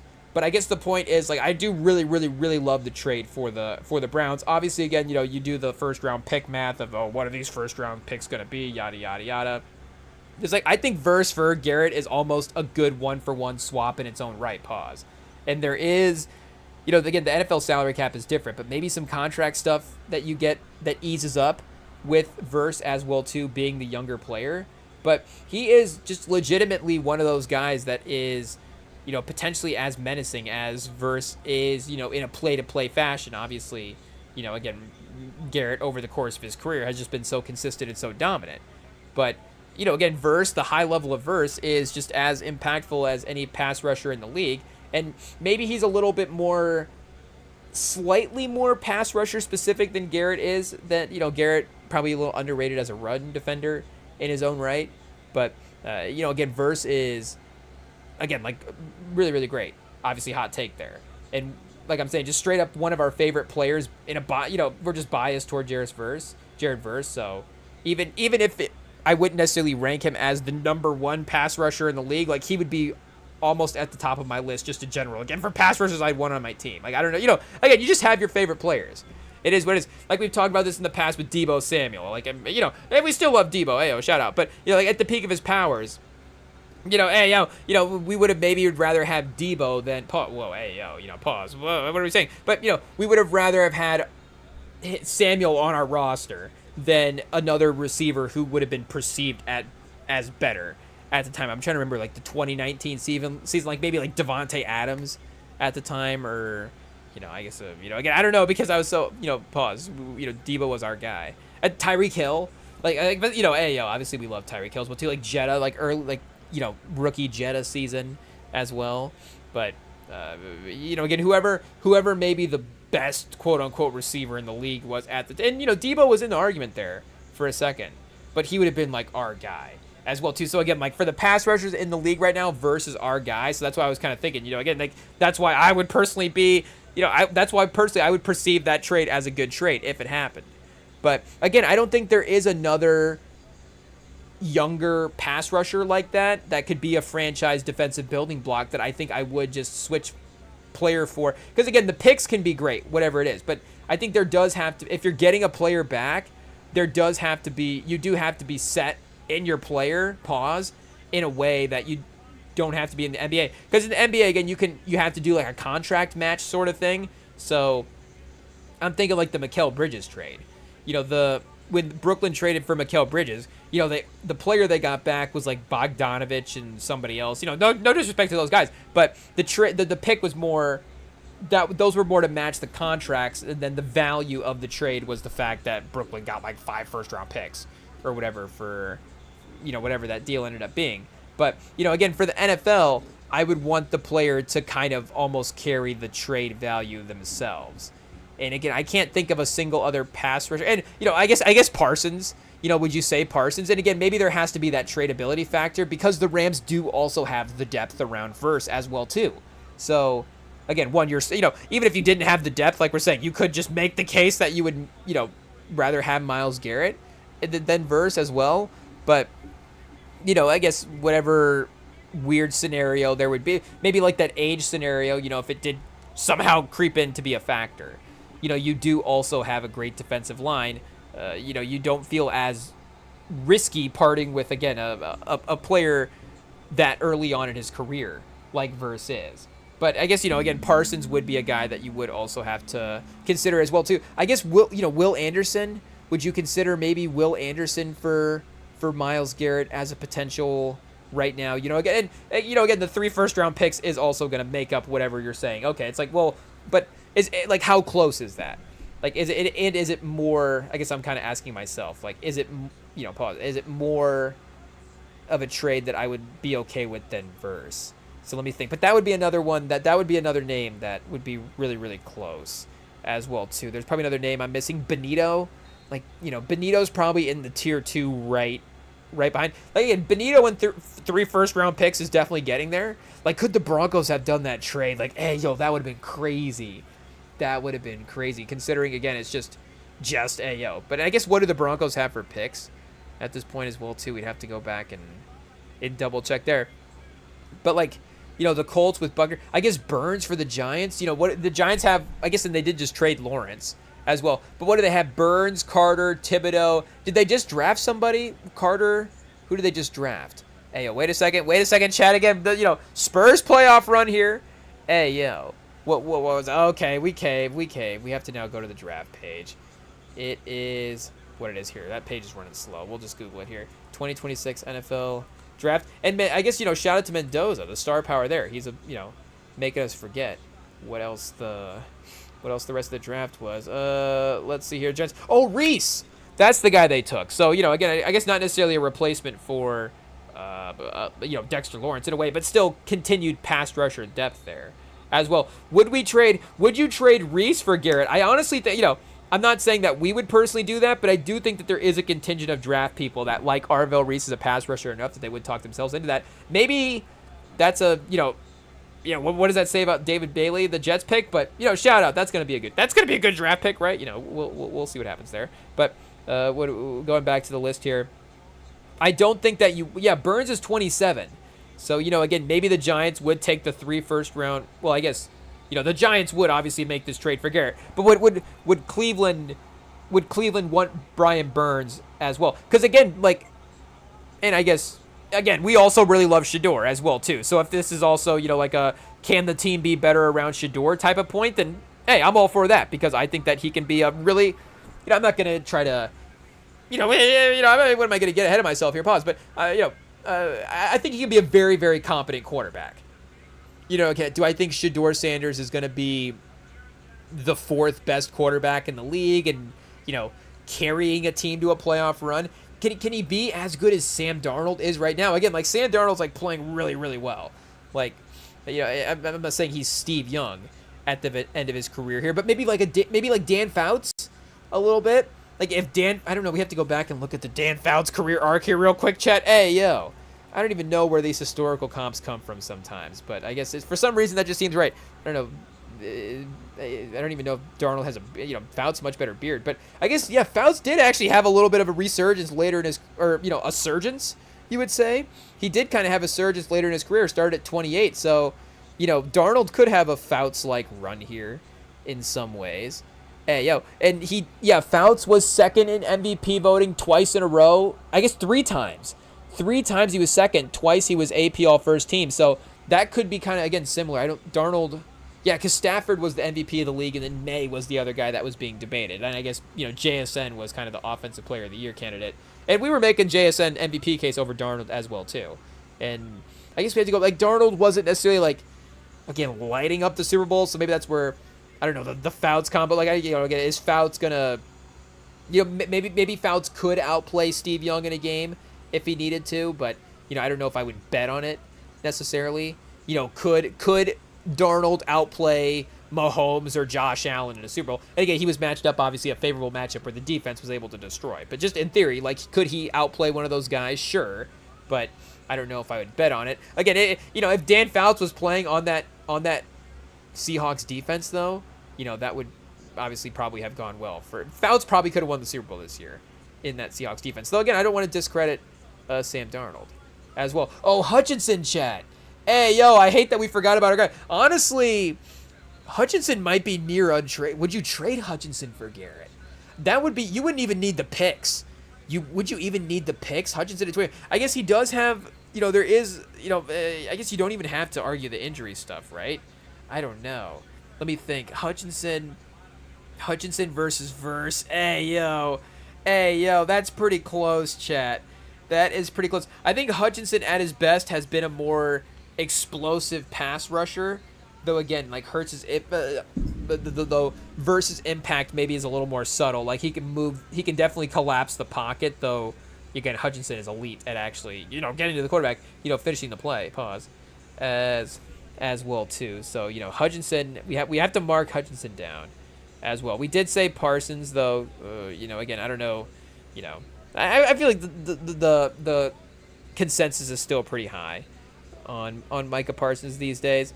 Chase Young with the good season this year. Max Crosby. Again, Max Crosby is kind of in the same tier. So, not to say it's a bad trade, obviously, but just Verse gives you a different type of timeline there as well. And I guess, obviously a lower sack number this year overall. But, again, obviously watch him play to play. He is a guy, 27, what's this? Is this tackles for a loss or QB hits? What is this stat here? QB hits, so probably a little higher in this total than he is in the sack number as well. And again, I guess that is maybe Hutchinson being, maybe slightly a smidge better than Verse would be him actually, completing some of the plays. Zach Allen with 47 QB hits, the best defensive lineman in the league. But yeah, Hutchinson is third in QB hits, and Verse is ninth in QB hits. So he definitely jumps up, in the ranking that way. Is there, Rousseau, obviously very, very talented. Oh, we do have to mark Will Anderson as well. I guess mark all the first team all pros. Not a hot take at all. But yeah, it would have been Parsons, Garrett, and Will Anderson and Simons as a defensive tackle. We do have to mark him. And I guess Dexter Lawrence, we do have to mark him as well too. Again, for his role in the league, he is been at times as dominant as Myles Garrett. And Quinnen Williams has definitely gotten to some of those levels as well too, though I don't know if I would necessarily individually trade Quinnen Williams for Myles Garrett at this point. But Quinnen Williams did get, I guess he didn't get traded for Parsons, did he? Parsons got traded for, was Gary in that trade for Parsons, or was that a separate trade that they made? I forget the details there. Hey, some confusing moves there by the Cowboys, but I guess it's kind of piecing together okay. I'm not sure. But I guess the point is maybe outside of Hutchinson, this is honestly, I think, the best trade that you could have gotten. Verse at 25. So again, Anderson at 24. Okay, outside of Hutchinson and Anderson, I keeps expanding as we go on. Let me go back through. Do we go back through the draft class one more time? We mentioned Reese and Bailey as the top two guys from this past class. How about the 2024 class? I guess not the pass rusher taken high up. Yeah, Latu was the first guy. Murphy, Turner, and then I guess Verse is that guy that we are thinking of for the recent classes. So yeah, I mean, last two classes, he's probably the best pass rusher. Last three classes, I guess now, the best pass rusher that is on the board in our mind. I guess again, Carter maybe from a drafting standpoint would have been higher evaluated, but at least the playoff production has definitely been there as well too. So yeah, I do, again, obviously losing Myles Garrett is tough, and I guess in some ways, I'm not saying I guess in some ways it's going to be worse, but you're never going to know if that impact is actually going to be 100% the same. And I don't know, protections on what are these actual first round picks? A 2027 first round pick here. Wait, let's go back and check the details of that. So 2027 first, a 2028 second, and a 2029 third. Also, just 3 picks in general. But again, like I'm saying, I honestly didn't even change my opinion, because I think Verse is as good. So you get a first, second, and third. Who cares? Hey, Verse is as good. Hey, but I think it's a great timeline reset if you want to go that way, and you get some picks there as well too. But I guess for the Rams, that is good value as well too. It's kind of a win-win for both. It doesn't change my opinion that the Browns, got a good deal, but it does also, make me think the Rams didn't overpay as well too, because Verse and 3 first round picks with 3 pounds. Ayo, Verse, that's a different trade. Whoa, Verse and 3 pounds. Hey, yo, chat. Whoa, I didn't mean to unlock a whole new trade market there. I guess that's probably going. That's speaking of the next trade. Hey, yo, chat. How many pounds were involved in that one? Oh man. Hey, yo, chat. AJ Brown traded for a pick and a couple of pounds. Chat. Oh no. It is what it is. It is what it is. We didn't do it, chat. We're not the ones that did it. Hey yo, it is what it is. But I guess who's on the reporting here, chat? Tom Pelissero and Schefter. Hey yo, do we have any clips of Tom Pelissero and Sean McVay in a hot time together? I don't know. But what are we saying for a shocking trade that is completely on brand for the Rams, who made similar thematic move in the offseason when they acquired Stafford? Blah blah blah blah blah blah blah. I guess we already got basically the trade details there. Garrett's NFL ranks since being in the league: number 1 in sacks, number 1 in pressure, second in QB hits, first in tackles for a loss, third in forced fumbles as well too. Maybe Von Miller a little higher there.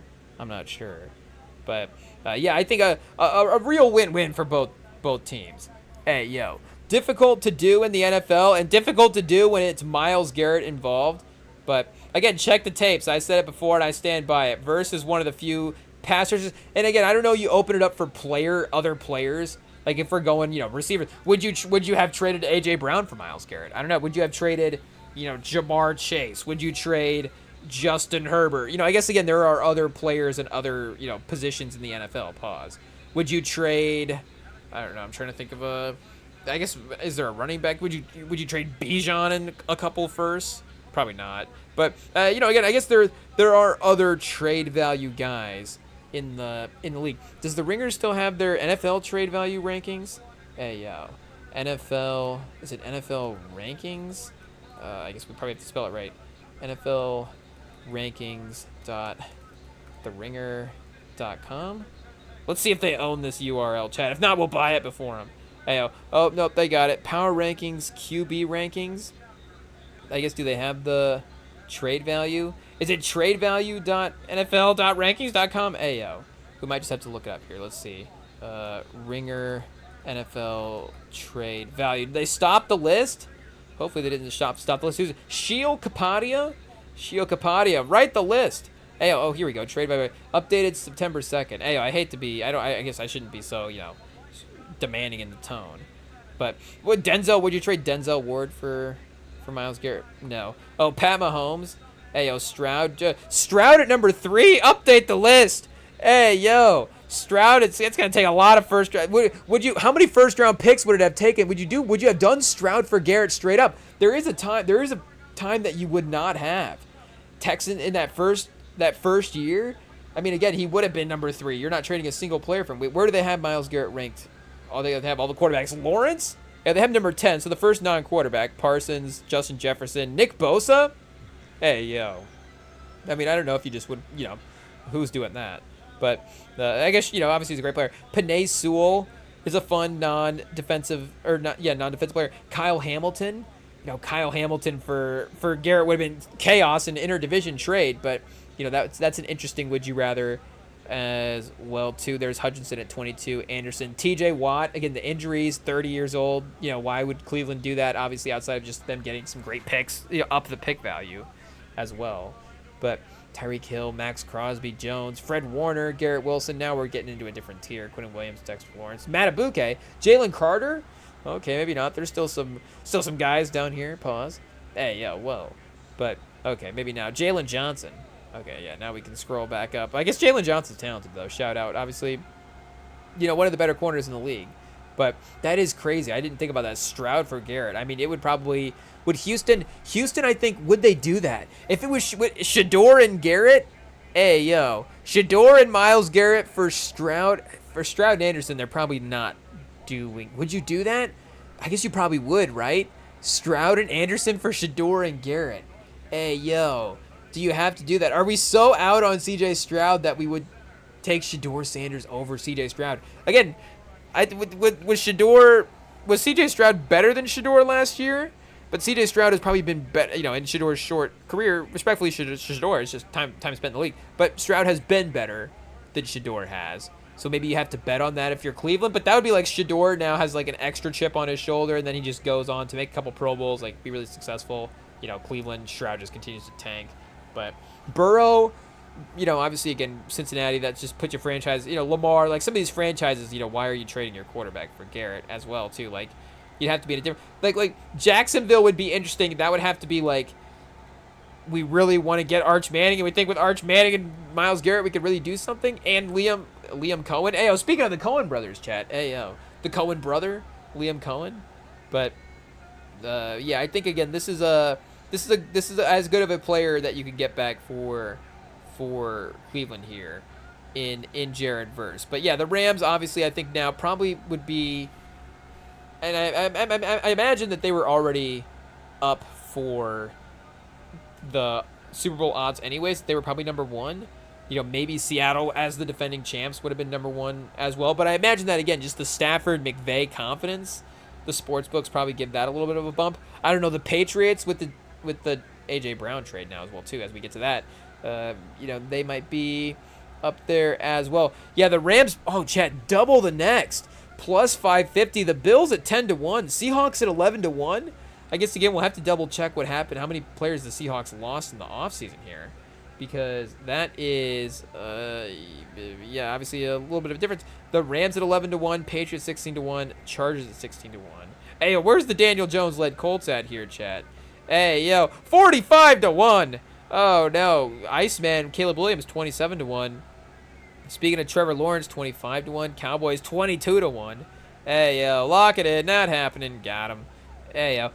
Lions, 18-1. Niners, 17-1. Okay, there we go. Chiefs, 16-1 as well. But, yeah, the LA, the new logo, chat, they got Myles Garrett and a new defensive pass rusher.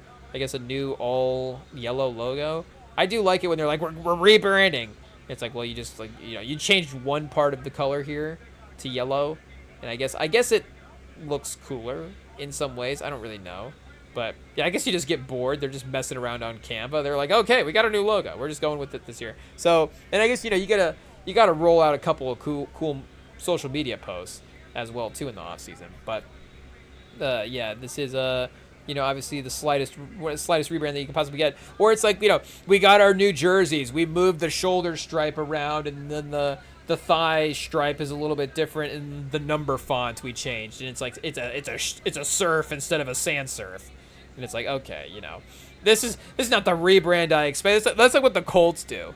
It's like we changed the jersey font, and the logo on the helmet size is a little bit different, and now there's like a new patch on the back of the neck. And it's like, okay, I mean, that's cool, but I wouldn't call that a rebrand necessarily. But yeah, I guess the rebrand would be Garrett getting there. So, and I guess if we're thinking about it as well too, I was gonna say, would Stafford be in the case right now for best offensive player in the league, and then Garrett as well best defensive player in the league? So that would be kind of where Kansas City was at with Mahomes and Chris. I mean, Chris Jones is still on the team, but I don't know if he's quite at the level, maintained that Garrett is at right now. That could just be a mentality thing as well too. I don't know if Chris Jones was as locked in last year as maybe he needed to be. And of course, last season did end up spiraling after, Mahomes got injured. There's some understandable things there in terms of motivation. But, and obviously with where Mahomes will be at the start of the season, we'll determine some of that stuff there. But just in terms of a team having the best offensive and defensive player in the league, I was going to say for Puka Nacua as well too, you do obviously have him there as well. So unfortunately, obviously Puka's a great receiver. We tread lightly bringing him up these days. Hey, it is what it is. It's unfortunate, that some of the narratives have gone the way they have. Some of the quotes have gone the way they have. But again, I guess it's not going to change the fact that Stafford is going to be throwing to him. I got to say, though, it is one of those things. It doesn't, make me the most confident in his ability next season. It is, again, obviously, changing, it changes your opinions in other ways as well, too. But, it's just one of those things that never, crazy off-the-field storylines. It seems like how often do they add up into, awesome on-the-field performance? It doesn't always correlate to that. So I feel like again, it's safe to say that maybe I could just bet on some receivers that are not having, as dramatic of a stuff. But then again, obviously guys are still able to perform through whatever they have going on. So, again, there is some still betting odds football talent that you still have to rely on there. But even, again, just the Stafford angle. I feel like with Mahomes injured and still the young talent as well, too. But Stafford could arguably, as we were making the case last year and won the MVP, could arguably still be the best quarterback in the league as well. So if you have that with Garrett, I mean, it makes sense. I guess, we're staring at the Bills odds right there, Josh Allen, chat. I mean, But, obviously Josh Allen, the combo of Stafford, I don't know, Stafford and Garrett. Would you rather have Stafford and Garrett or Allen and Rousseau? Maybe Allen's just that devastating. And then you say, well, all of our delusional general manager minds, we think we can just build the rest of the team out in a perfect way. But, I mean, Stafford and Garrett is a pretty... Now I think I just have to take Stafford and Garrett as a building block to prove a point. Though that is close. And I guess, again, the Ravens don't... If we're just going pass rusher specifically, Lamar and Kyle Hamilton is getting as close of just a defensive player quarterback combo as Stafford and Garrett.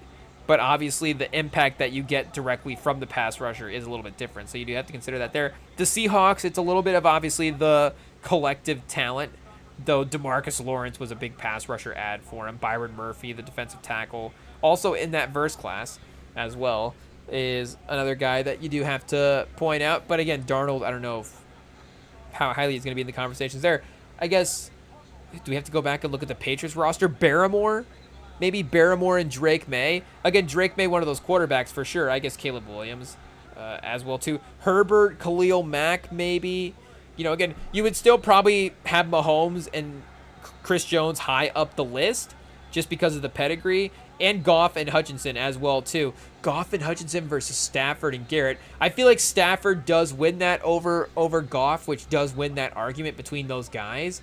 But that one's really, really close. I feel like, game to game, Goff could obviously outplay Stafford. But I feel like you would probably bet on that Stafford-Garrett combo if you needed to. And then, like, Hurts, Jalen Carter, maybe unfortunately some of the you hate to say it, the volatility of some of the defensive linemen for the Eagles. I mean, they bet on it, and the betting on the football talent, they've obviously built a great, talented team there. But, there is some injury stuff. I don't, they obviously have, I think been okay for the most part in the league. I guess we have to go back and check suspension time. Hey, I don't know. But again, the football talent of Hurts and Carter is definitely there. Benito and Bo Nix. And then again, like the what if potential of Stroud and Will Anderson. Like that's definitely the one that could skyrocket into the top 3 all of a sudden again if Stroud is back. Or, again, all of a sudden they're like, are we looking for the Stroud trade market? Like, are we trading Stroud to the 49ers for Purdy in week 6? Or to Denver for Bo Nix or something like that. I don't even know if it got bad. I don't even know if Denver would do that as well. But I guess I don't even, just putting that on the radar early, Purdy for Stroud, just keep an eye on it. I don't know. I'm not basing that off anything, chat. I'm not hearing anything. It's not like we were at lunch with who's the priest GM for the Texans. I don't remember his name. But it's not like we were just at lunch with the Texans we just had coffee with the Texans a half an hour ago.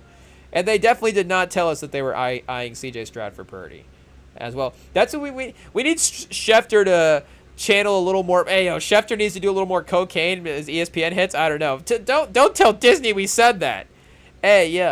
But I could see like a later year Schefter going into like a Vincent Hanna Pacino phase, where he's like calling up I could see him like calling up the GMs and just be like, give me all you got, and then he gets on the ESPN hits and just starts going crazy on ESPN as well too. We could see it. Vincent Chase Schefter could be like a late phase Schefter. I feel like he could, if he got the hair kind of slick back going as well too. I feel like there is like a Pacino look he could kind of channel as well. I don't know if, again, like Adam Schefter with the voice, give me all you got. I think it would be a little tamer. I don't know exactly what yelling Adam Schefter would look like. I don't know if that's a pause or not.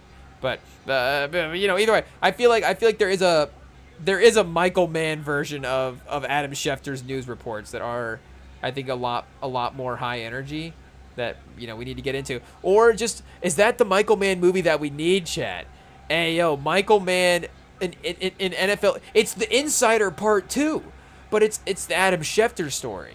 So it's the Insider. I guess that's Michael Mann, right? I was thinking of Insomnia there for a second. I was like, is Pacino in the Insider? And Pacino might still be in the Insider as well. Pause. Is Pacino still inside? Whoa, chat. I think Pacino did have some kids recently. But whoa, what are we saying? Al Pacino, was he an actor in the film The Insider?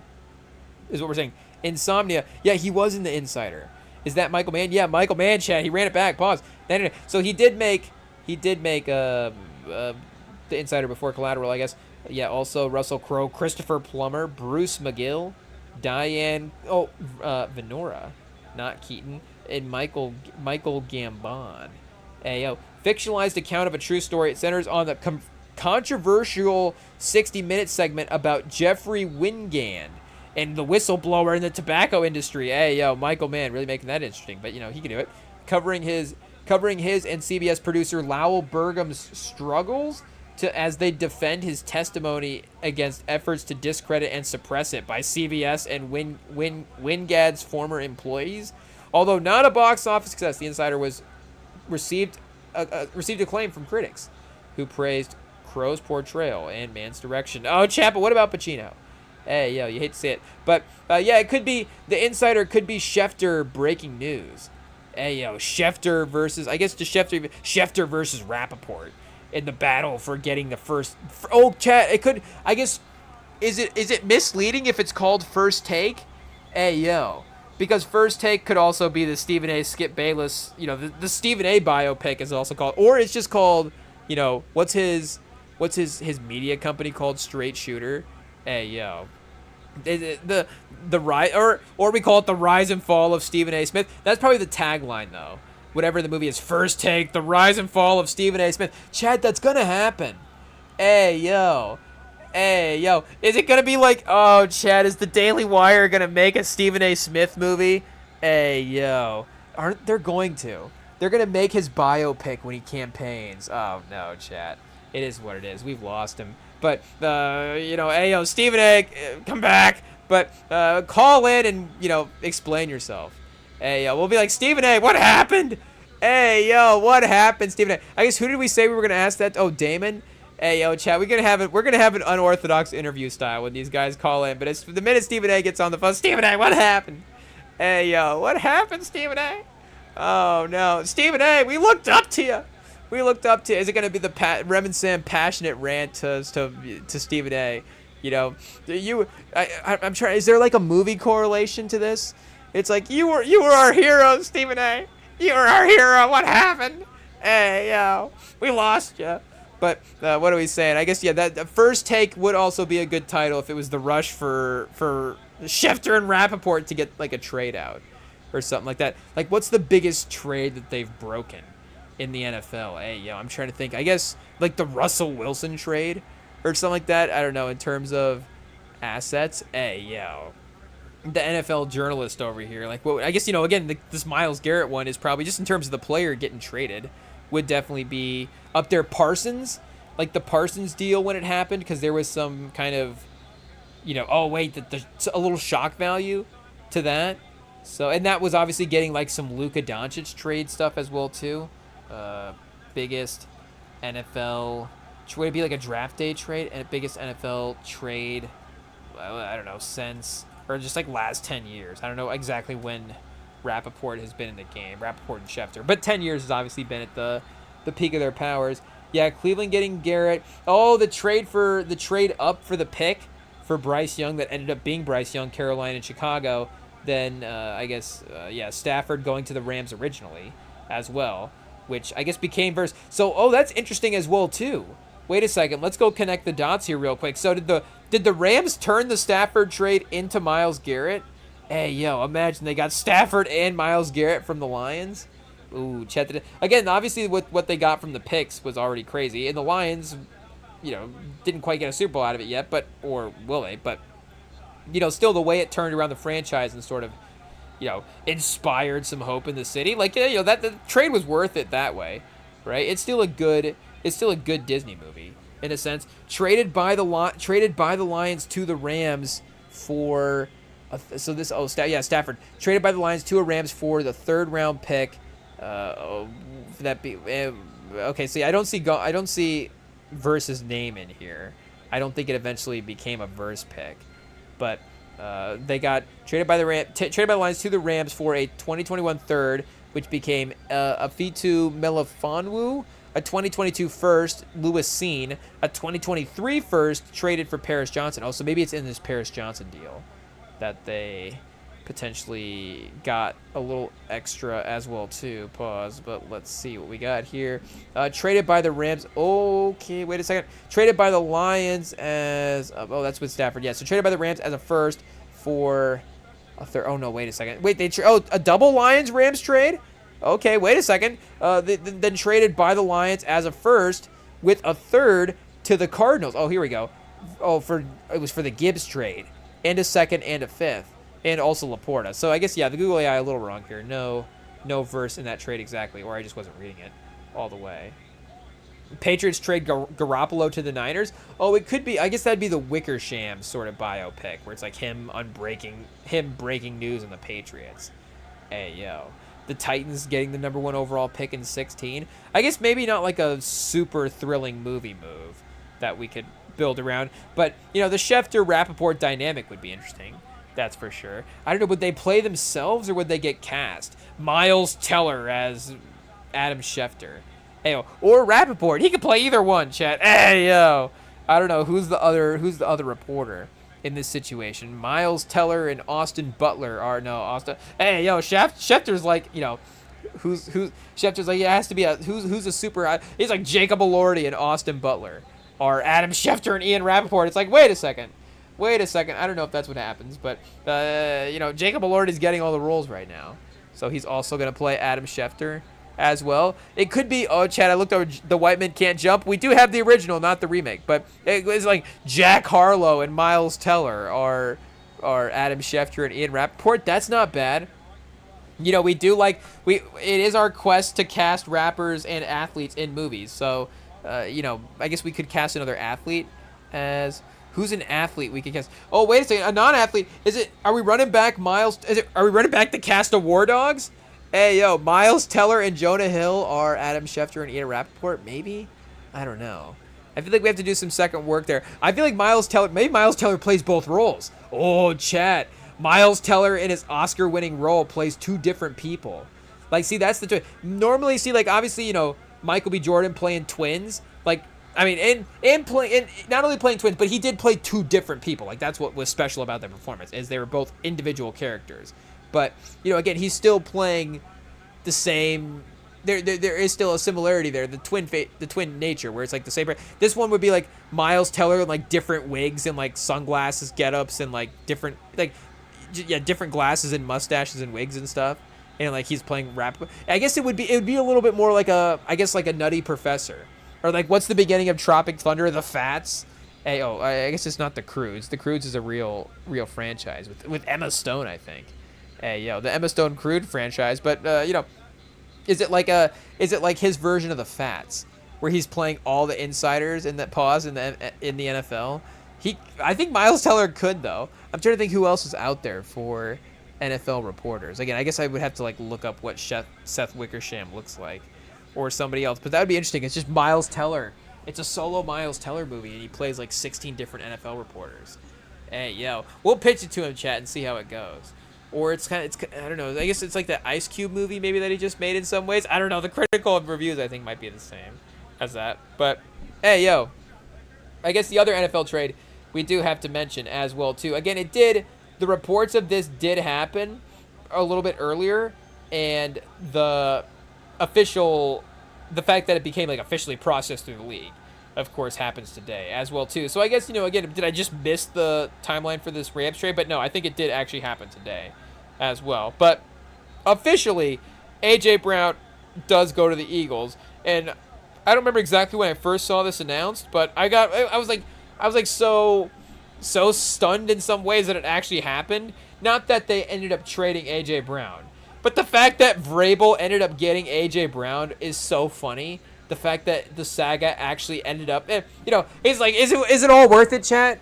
Is it all worth it? Because what did Vrabel, you know, I hate to say it, and I'm not gonna sit up here and, you know, I guess like champion punishment culture for everything in a way. Like, I think that goes for both ways. Obviously there is a, you know, and I don't want to be unfair in this in the evaluation, but obviously the journalistic side of things is a little bit different than the NFL head coaching side of things. Now, you know, again, if it's equivalency all the way around, maybe it is fair if you know, there is a, you know, because I guess we were comparing it to like the Adoka, you know, I guess I hate to call out, but maybe we shouldn't call out names, you know, Ayo, IT, are we live? Can we cut that out? Ayo, but I guess, you know, we all know the situations as well too, and again, we didn't do them, so, you know, it is what it is, pause, you know, Ayo, but, what are we saying for other situations? You know, it was like inner workplace drama, so it was more like this was like a direct HR violation. Again, for Vrabel, it was more, you know, again, it was not a violation with the Patriots. Hey, you know, for, I guess, you know, it's like, because would Kraft care? Hey, you know, the guy caught in the, you know, in the massage parlors before. But also, you know, again, it's not directly correlated with the Patriots' workplace. in that type of way that relationship is. So, again, it's different when it's the journalist in the source situation. So again, I'm saying I don't even really know, how I would feel again about like what the proper Vrabel, what's the proper way to look at how Vrabel should be, what should be the cause and effect here for what happened. And, again, I'm not even saying that, if she had been still at the Reporter if she had still been at the Athletic at the end of the day, I'm not gonna sit here on the live stream and go, oh, what are we doing with sources over here? It's like, hey, also probably not the only reporter out there hooking up with the source chat. Hey, it is what it is. Do I have to be the one to say it? Hey, it just turns out these are the guys that got caught. It is what it is. This has got to be in every, and I'm also not gonna sit here and say, journalists are only out there, doing the thing. I'm just saying. People are hanging out with people and things happen. Hey, it happens in every field. So, again, at the end of the day, if there's, what am I saying, forgiveness or whatever, they're like, they I guess, what am I saying? I'm just going to let, we just let them do their thing. Hey, pause. It is what it is. But, again, I guess with respect to everybody involved in the situation. But, I'm just saying, like, I don't necessarily, need either person. I wouldn't have needed either person to like lose their job or lose anything at the end of the day. Again, it was more about the personal things and however the personal matters are going to be handled amongst them, those individuals there is ultimately, again, that's their own business.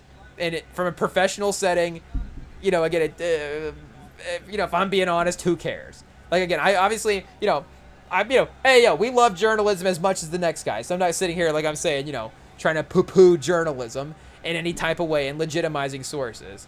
But, again, we're like I'm saying, we're all human beings here. Things happen.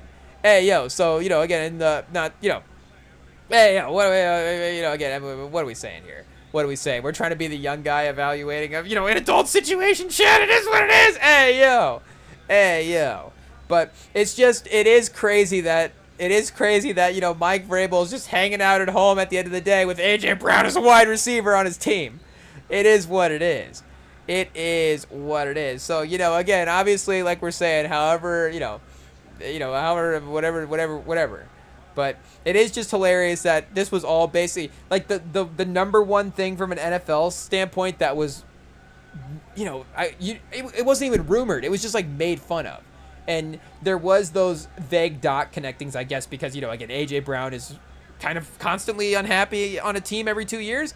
And the Patriots have also, been in need of a wide receiver. And did they get rid of Diggs as well, too, this offseason? So right now they kind of needed one as well.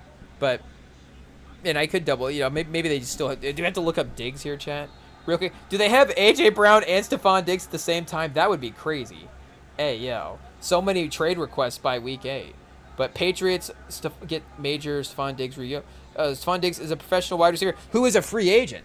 Okay, so yes, he is a free agent right now. NFL star Stephon Diggs trial begins. Oh, that's from a month ago. Okay, The Bills veteran adds Stephon Diggs reunion.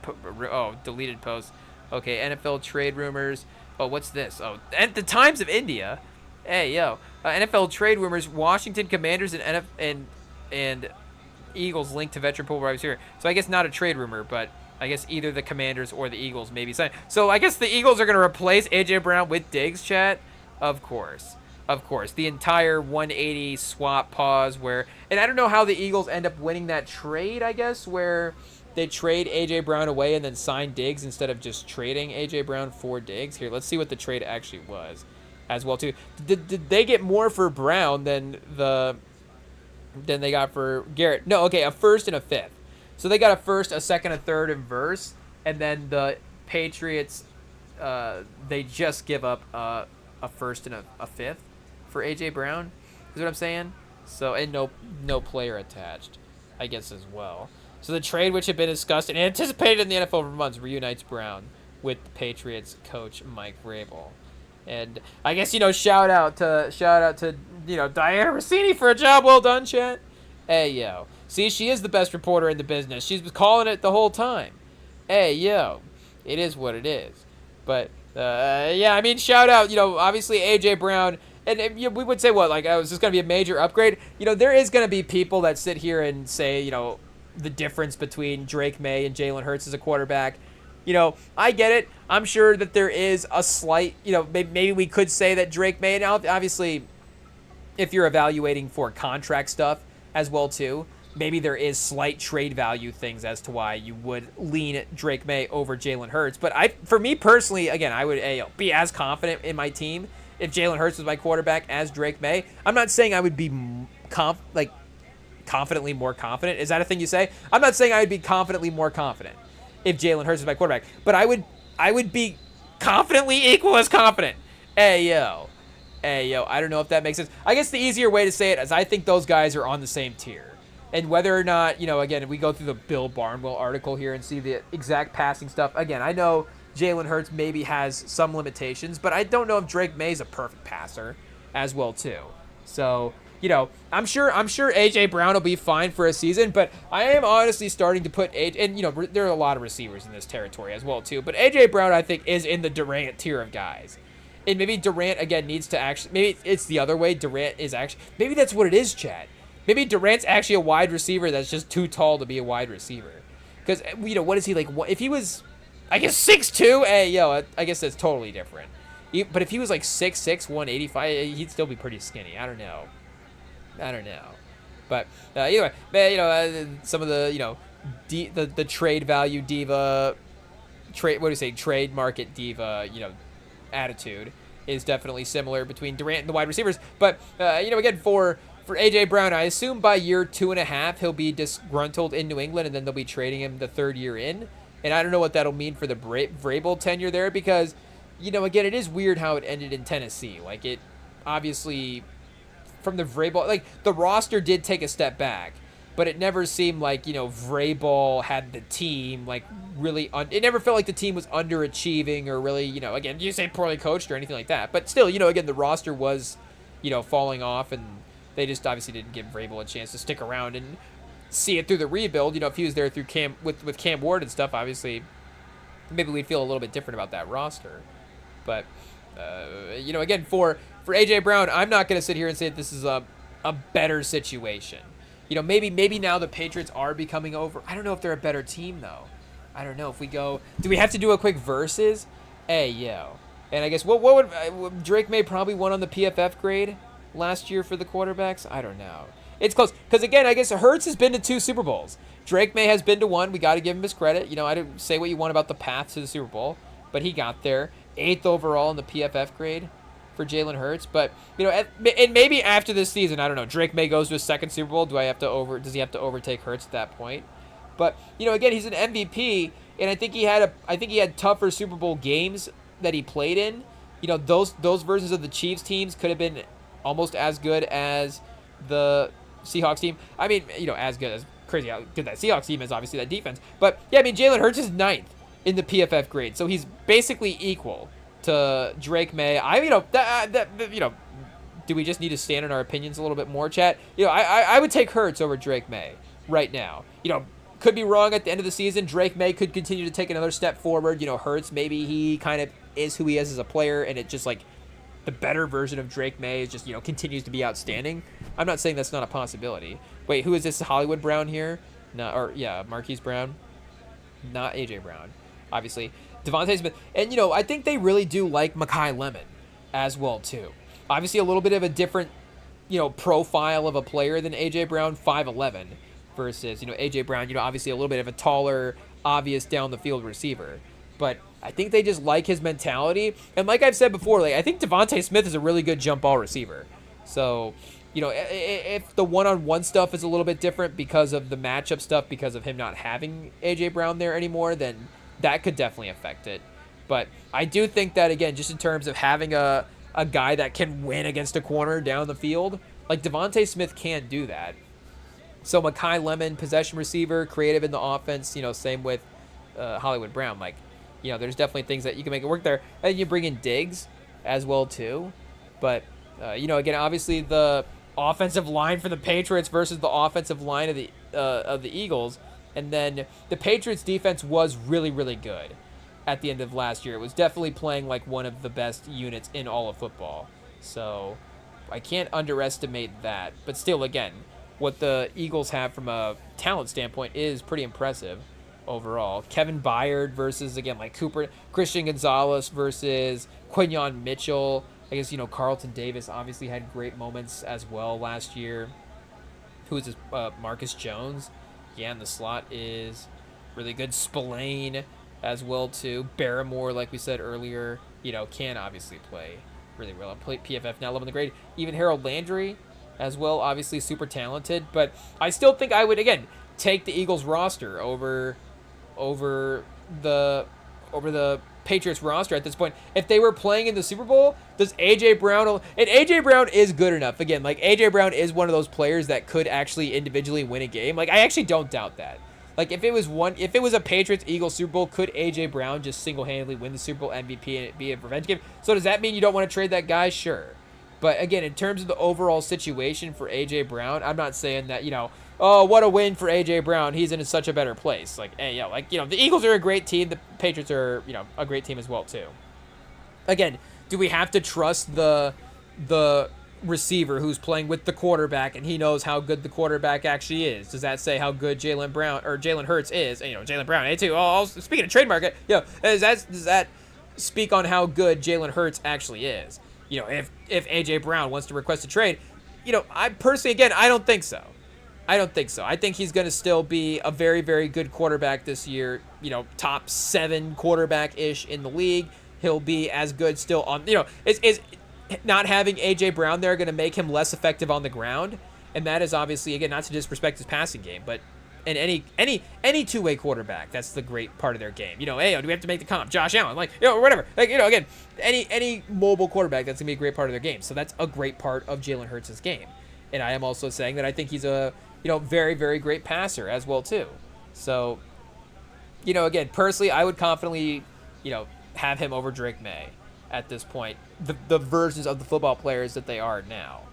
But, again, if AJ Brown's more confident and more happy in New England, then yes, I guess. And he's, he wants to be with Vrabel at the end of the day or something like that, then, at the end of the day, a player mentally in a better place. And, speaking of the customer service angle, earlier from Raymond Berry, an employee that's mentally happier to be at one workplace is going to be better than an employee that's mentally happier to, that's just not mentally happier to be at another place.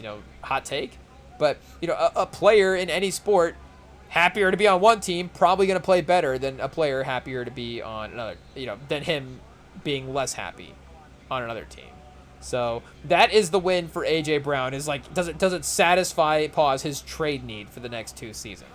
And AJ, like I was saying, for guys that are our guys, football guys earlier, like AJ Brown has always been one of those guys. Every year in fantasy, like ask our friend group, like every year in fantasy, and maybe the champ is also a little bit in this territory as well too, where AJ Brown's one of his cop-out players. Like AJ Brown is always one of my cop-out guys in fantasy drafts, where I'll over-prepare every year and be like, or maybe not over-prepare, but I'll be like, here's my exotic version of the list, and I have this guy 7 spots higher than the league ranking. I would go back, Chris Godwin this year is higher than maybe he should be or something. And then I just get into the drafts and I'm like, I'm just take AJ Brown.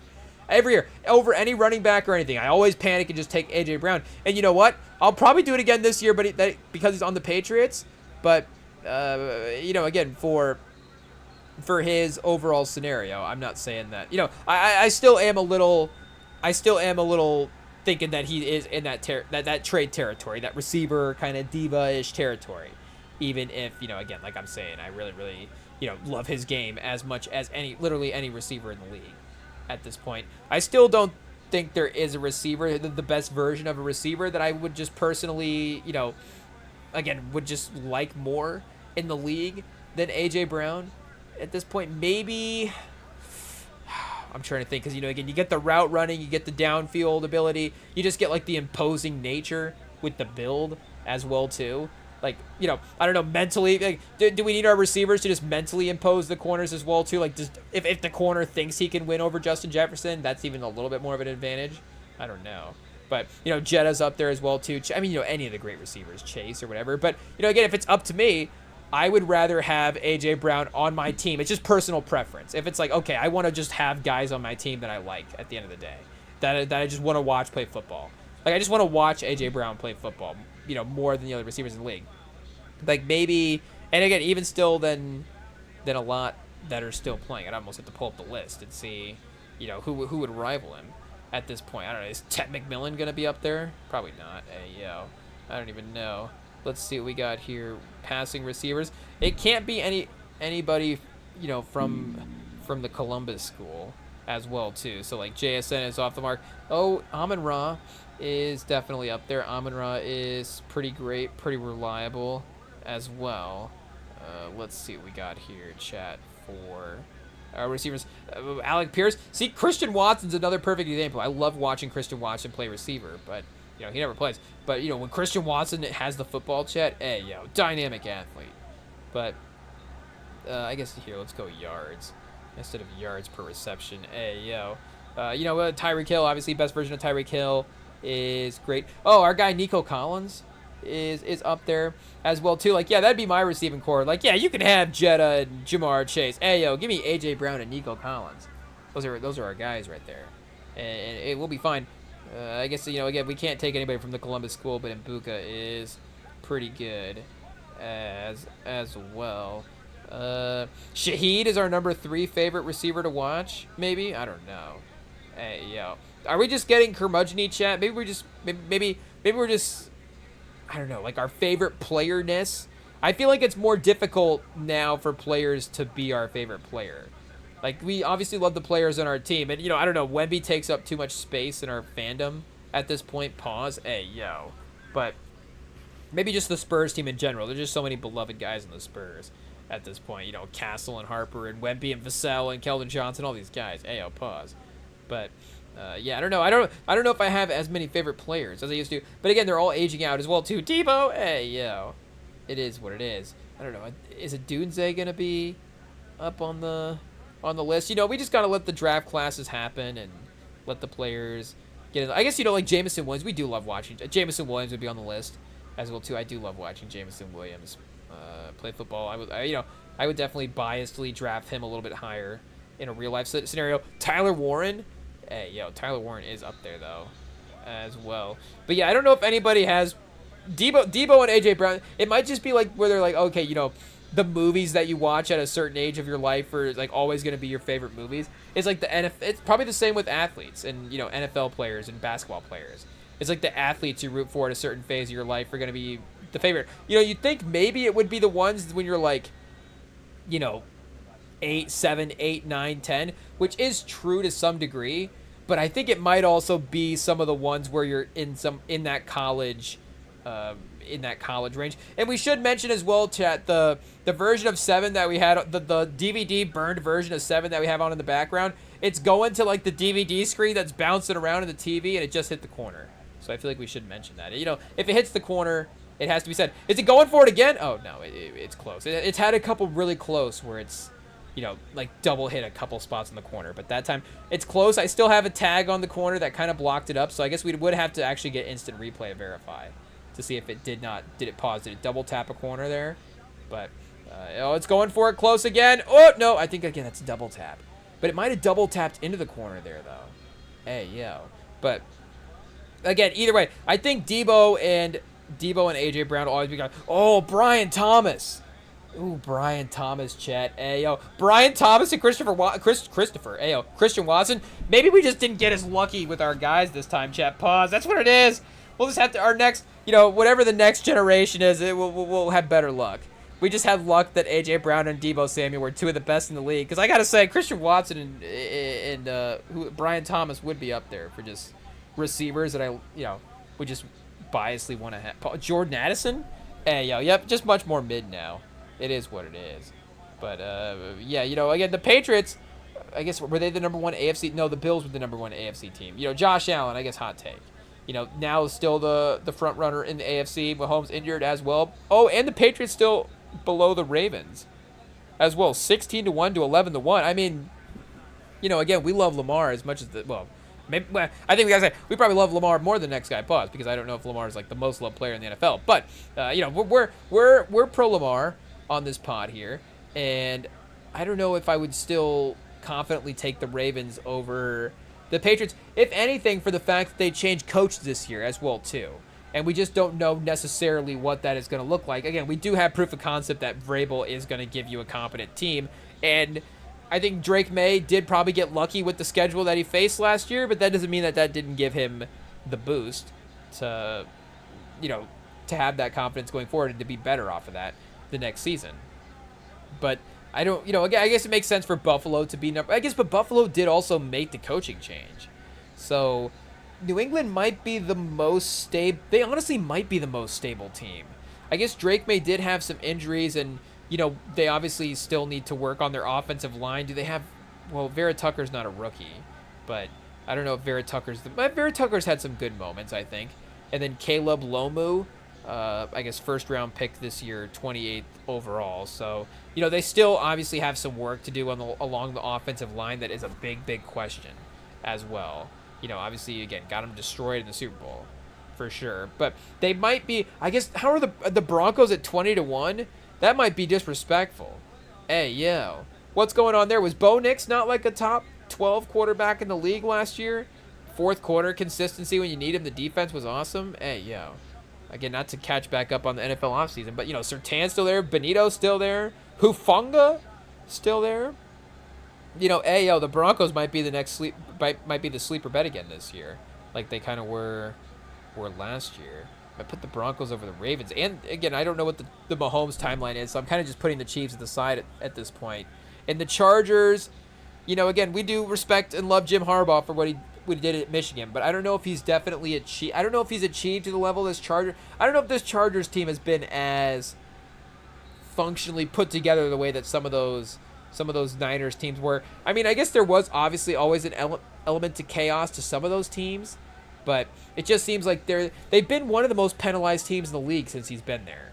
And that part really is confusing. He was so disciplined, and the vibes at Michigan were so different than the vibes here in LA. Just a much looser pause, much different scenario. So I don't know. I think the Patriots honestly might be the most the most just set team going into the league. Again, question marks and all. Like, at least they know what they are to some degree. But their defense, their Vrabel, and their Drake May making plays with his legs. But now Drake May and AJ Brown as well too, and the run game is still something that hopefully is developing as well. I'm forgetting who their running back is right now, but I feel like it's a name that we like. Oh, Stevenson. No, I'm still pretty pro Stevenson. Pause, but I think there's another guy there as well that I am thinking of. I guess a lot of new receivers as well. They got Jam Miller. Is that from Bama? Maybe Henderson is the guy that I'm thinking of. Yeah, Henderson, there still is at least him being a weapon there. Is he the, 3-down back maybe that we thought? I don't know, but I don't know. Henderson and Jam Miller, I think, is a good running back combo for sure. So, yeah, again, a hot take. I guess the only thing that really is kind of maybe a concern is just that Super Bowl hangover factor. And what does that mean for the team? What does Drake May look like Super Bowl hangover year? But in terms of, roster move that you can make to bulk up the team, again, A.J. Brown's obviously a great move for the Patriots. Again, I was talking earlier from the A.J. Brown perspective. I still, like I'm saying, love Jalen Hurts as a quarterback. So I don't think the overall team, path to the Super Bowl maybe is not too closer on the Patriots than it is on the Eagles, if that's the goal. But for the Patriots, obviously bringing in A.J. Brown is a big upgrade. And I guess, again, what were the trades here? The first, I guess, first is definitely a pretty good pick. Howie Roseman getting a first for A.J. Brown. Honestly, I just love the fact that A.J. Brown is still valued like that. And then a fifth in this upcoming draft. The fifth selection will be the better of New England's 2 picks in that round. So like a little protection, as well, not protection, but a little stipulation there for the Eagles as well too. So. Again, obviously they'll probably, and maybe pushing the first round pick off a year is interesting, though. Again, like I'm saying, would you want the first round pick in the Super Bowl hangover year, or do you want it in the year after the Super Bowl hangover? I don't know, but either way, obviously, 2 pretty good trades for everybody involved. I would say the biggest winner of the trades would be the Rams got the best player in Garrett. But again, I do think the Rams, hey, yo, we just love Verse. Verse, can he get to the Colts? Does this mean he's closer to getting to the Colts if he's on the Browns? I don't know. But, yeah, either way, when we return, we do have one more piece of news to react to with Jay-Z in the Roots Picnic. He's back. He's dropping freestyles. Is he gearing up for an album? I don't know. Is he gearing up for a beef with Drake? I guess we'll get into the freestyle right after this.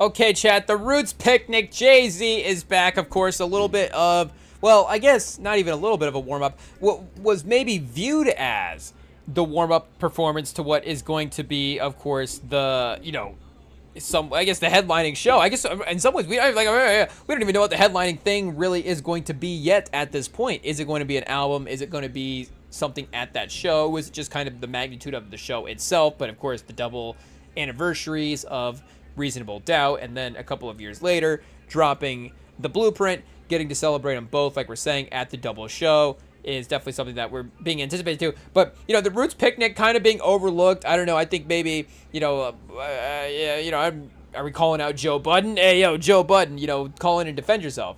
But, they're, what is saying, shoes off in the grass, people walking around. I don't know, everybody's sitting around, Jay-Z, maybe, I don't even know, singing his songs to a guitar or something like that. I'm not sure. But it turns out, obviously, maybe a little bit more than that. And with the Iceman stuff, with even more than that going on, he probably had a lot of, well, probably, but, he did have a lot of stuff to address anyways. But I feel like the needing to address the life circumstances is something that artistically he can wait on for the right moment, if that makes sense. Like, he can kind of ponder that, he can, work over that and think, okay, I want to really make sure to deliver this artistic statement in the right way. And I'm not leading this into saying that this is not that. But I do think that maybe the competitiveness as the rapper is the thing that I wonder if that is sparring him to the comments now more than anything. And again, he had the Roots Picnic lined up, so I'm sure that there was going to be a freestyle, something new, something to, give us an update about something, like we're saying, the commenting on just where he's been at the last couple of years. Like, that was going to be inevitable anyways.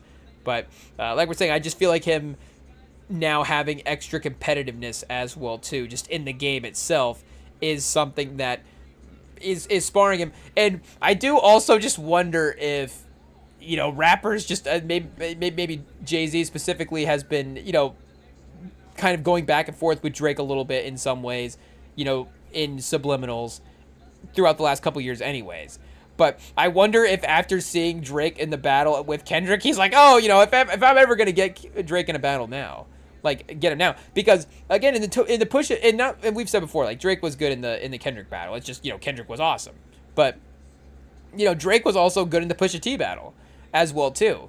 Again, Pusha T just in a different way than Kendrick. Like, Kendrick was equally menacing and maybe even more clever than Pusha T. Like, yes, shout out to Pusha T. Uncovering the fact that Drake had a kid is, again, diabolical. And just dropping that in a song. But the way that Kendrick outmaneuvered Drake was more impressive. But then again, he also just out-song-did him as well, too, if that makes sense. Pause. But he just made better music than Jay-Z. And I do wonder if Jay-Z is looking at Drake now musically and thinking that he is a little bit more gettable. Because as much as Iceman has been, great for the rotation, Janice is the #1 hit, he gets the MJ record, it's still that commercial success. It is obvious. And, we said this ourselves, like, the critical acclaim to the listening replay value of the 2020s albums, I think there has been a divide there that has been unfair. Again, an album like Certified Lover Boy, and maybe that one even got nominated as well too. So, but maybe some of the written articles about those types of things are not like, oh, this is a great album, but the replay value of that album is great. And like I said, we love For All the Dogs and stuff like that. But Iceman just doesn't quite have the same gripping power that those albums did. Maybe it will eventually. I don't know. It probably will, because again, it's a Drake album and we'll just revisit it a bunch at some point. But I do wonder if, and not to say that again, Jay-Z would ever have been scared of Drake musically, but it's clear that Drake's just not at the peak of his musical powers anymore. And again, if we're comparing him directly to Kendrick, like, I think Kendrick making songs is as good making songs as he's ever been. Now, again, it's all the Drake fans are going to be like, look at this bar on this song, and look at this bar there, and look at this bar there, and all that stuff. It's the problem is all the edits I keep seeing of people putting his cadences over the Fresh Prince of Bel-Air, and there was another one as well too. Somebody put his cadence over another corny song, and I was like, oh, they can't keep doing this to him. Hey, yo. it is what it is. But Jay-Z's like, I can get this guy. Again, not say that he was ever scared of him, but he's like, this is this is gonna be light work. This will be easy. And again, even at the best of their abilities, like Hove is just a better, am I gonna sit here and say much better lyricist? Like, again, Drake at his absolute best, if we're just comparing what's the pinnacle that he got to. Like, it's, as good of lyricism as you're gonna get from a rapper. Except for the fact that Jay-Z is just a little bit better than anybody else that's ever been. It is what it is. Like, and he's just got to, like Nas was able to get him in a battle, but I think there was a mental thing there with Nas as well too, where there was a little bit of a big brother factor with Nas, and I think that Jay-Z actually does have that with Drake, where again, I know that Drake is like not in a actively like, oh, I'm walking around looking up to Jay-Z at this moment, but Jay-Z is always going to be the legend that was before Drake, no matter what Drake wants to do about it. And again, Drake, that's not a bad thing. Like, Drake's going to create his own legacy in his own way. But in that battle, in that perception, like, it's always going to be that little thing of like, oh, well, that is going to be Jay-Z. And, I think maybe Jay-Z there was just a smidge of that with Nas in that battle as well, too, where it's like, oh, I'm battling Nas here. But, again, obviously Nas had, a great verse. Ether's a devastating song and was able to get out that way. And, as much as it is the devastating track as well, too, as much as we learned in the Drake battle as well, it is sort of the inadequate response. And the fact that it's almost like, again, the boxer not getting up off the mat in the right type of way, where it's like, oh, there's something in the boxer's eyes now. He's like, you can tell he's not ready to keep going with the fight.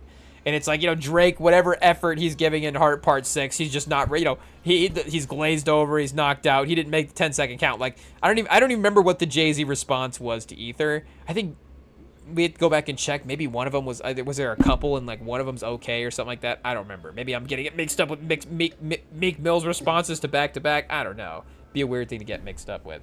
But, again, those responses just get lost in the shuffle sometimes. And it's like, oh, well, they didn't get up off the mat properly. The fight's over. Ether was obviously the knockout blow as it was.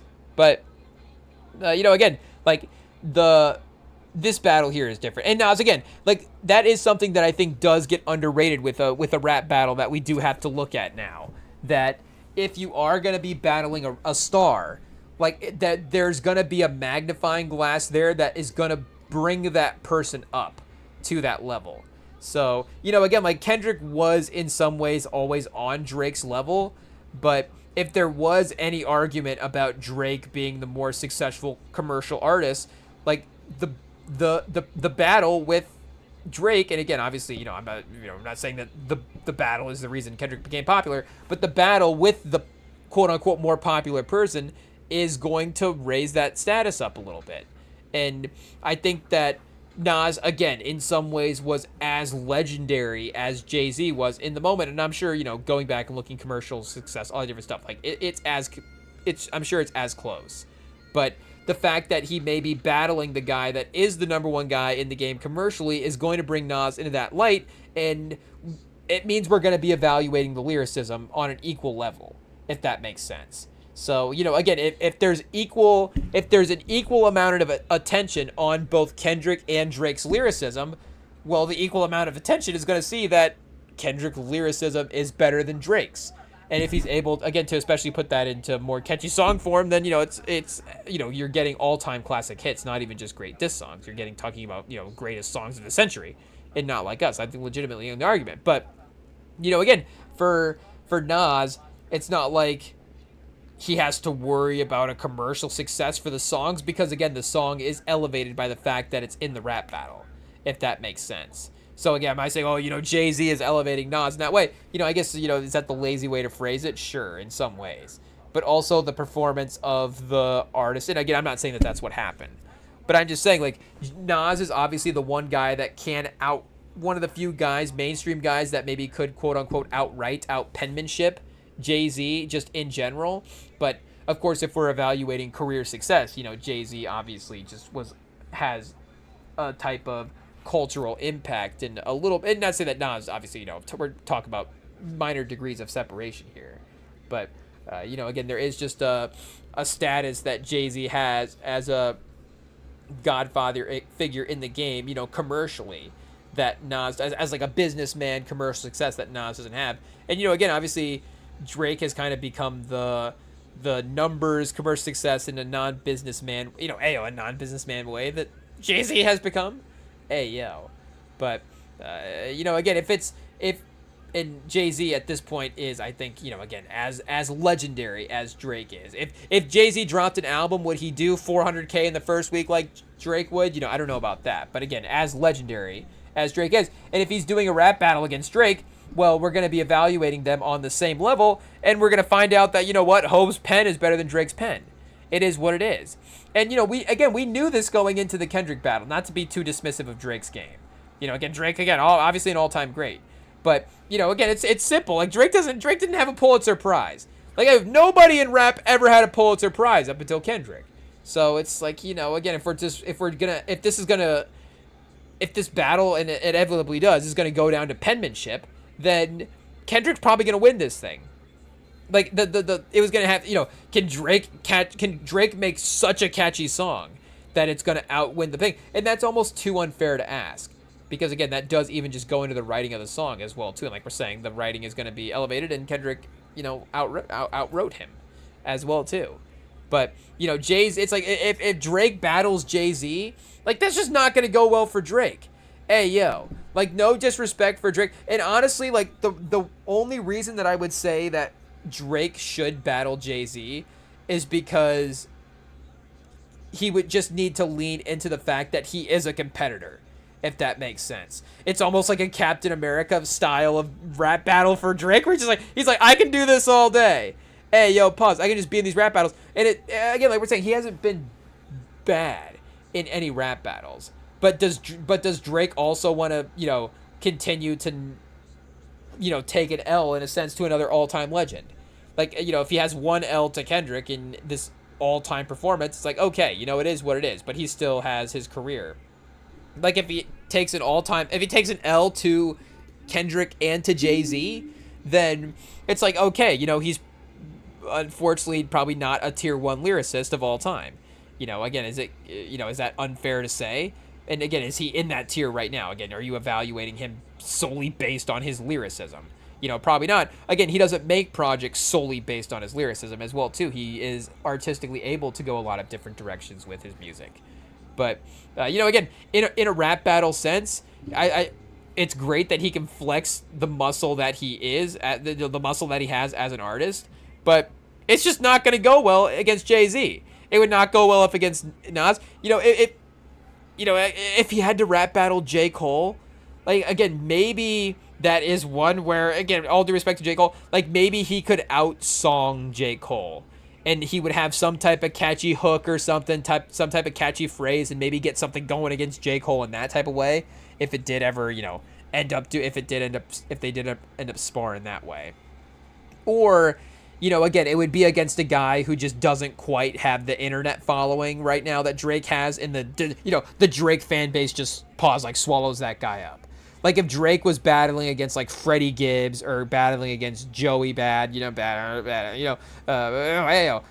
tread lightly. As our grandma in the, I think IT said our grandma's in the live stream. But, if he was battling against one of those guys, Jovan Scott? I guess we start using government names. But what were we saying?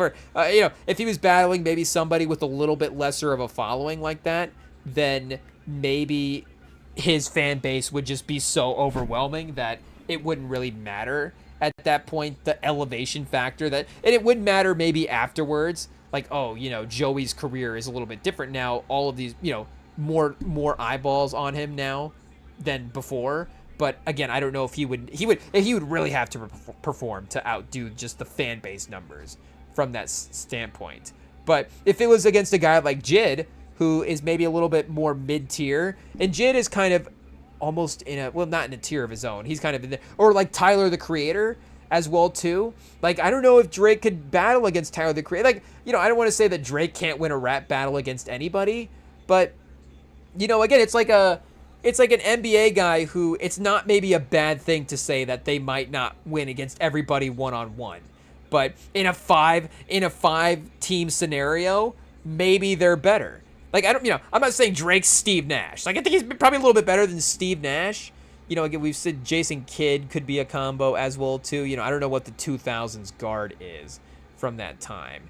And I think, the Steph Curry comparison has been made before. That could be a fair one for Drake in the sense where, again, would you, I think actually Steph probably is a little bit better one-on-one than Drake is in a rap battle, if that makes sense. Like, I think Steph would have more success against some of the forwards and stuff throughout. Like, if Steph was playing one-on-one against Tracy McGrady or Vince Carter or something, like, I would probably pick Steph against Tracy McGrady, even if that's a crazy take. Steph versus Dominique Wilkins, like, I kind of think Steph could still get Dominique, though, again, like, that's, obviously a brutal one-on-one battle. But, who's the guy that it wouldn't be the dominant one-on-one player, one-on-one guard in that way? Like, Isaiah Thomas is obviously a great offensive player in his own right. Like Stockton. Hey, is Drake the John Stockton of NBA players? Or, the NFL quarterback who's, like, the best system quarterback of all time? Hey, I don't even want to call Drake, like, a system. Drake a system rapper with his ghostwriters? Hey, it is what it is. Like, hey, again, I don't want to call anybody a system quarterback. Terry Bradshaw, is Drake like Terry Bradshaw? Where it's like, yes, he is an all-time great, but maybe not. Maybe if you start going one for one, pause like Terry Bradshaw versus Dan Marino. With Dan Marino have not won, so you start doing that type of thing. It's like, okay, maybe Terry Bradshaw gets a little bit down the list than his 4 Super Bowls and like his overall resume would say. But again, I don't even know if that's the right comparison. I don't think we really found it yet for the NBA. The NBA is the one where it has to be because you can have the one-on-one sort of aspect there. Pause. And then again, in the team, in the album setting, in the playlists, like if we're just playing the music, then Drake is obviously way better. But if it's like, okay, we have to evaluate every lyric and every bar for bar. Hey, he stole my whole flow, word for word, bar for bar. If we have to evaluate the whole flow, word for word, bar for bar, like, there is just going to be that handful of tier 1 guys that is going to be better than Drake. Now, again, Drake versus Quavo in a rap battle. He starts going into that tier of guys. Like, I think, he can win against those guys.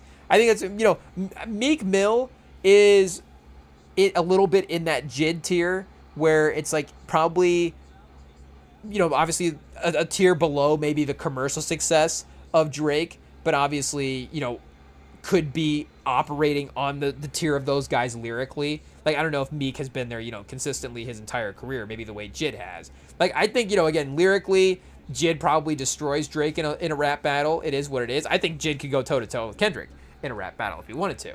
But, again, song-making wise, maybe Drake's fan base is a little overwhelming. And to be honest, again, that's the only reason that I would think, how many only reasons do I have for him to get into a rap battle? But that would be another reason why I think he would get into it. It would be, again, just to prove that he's not afraid of any legend, and he will battle anybody, because you do have to respect that. Again, if anything, respect Drake for not, obviously he doesn't have to back down from anybody, but it's just, he's not going to take the easy way out or just avoid a battle or something like that. Like, he will get into the confrontation, and he will spar, and he will drop, and he will go through the lyrical exercise. And, maybe even a little more than that. But, he will burn the man in a music video if he has to.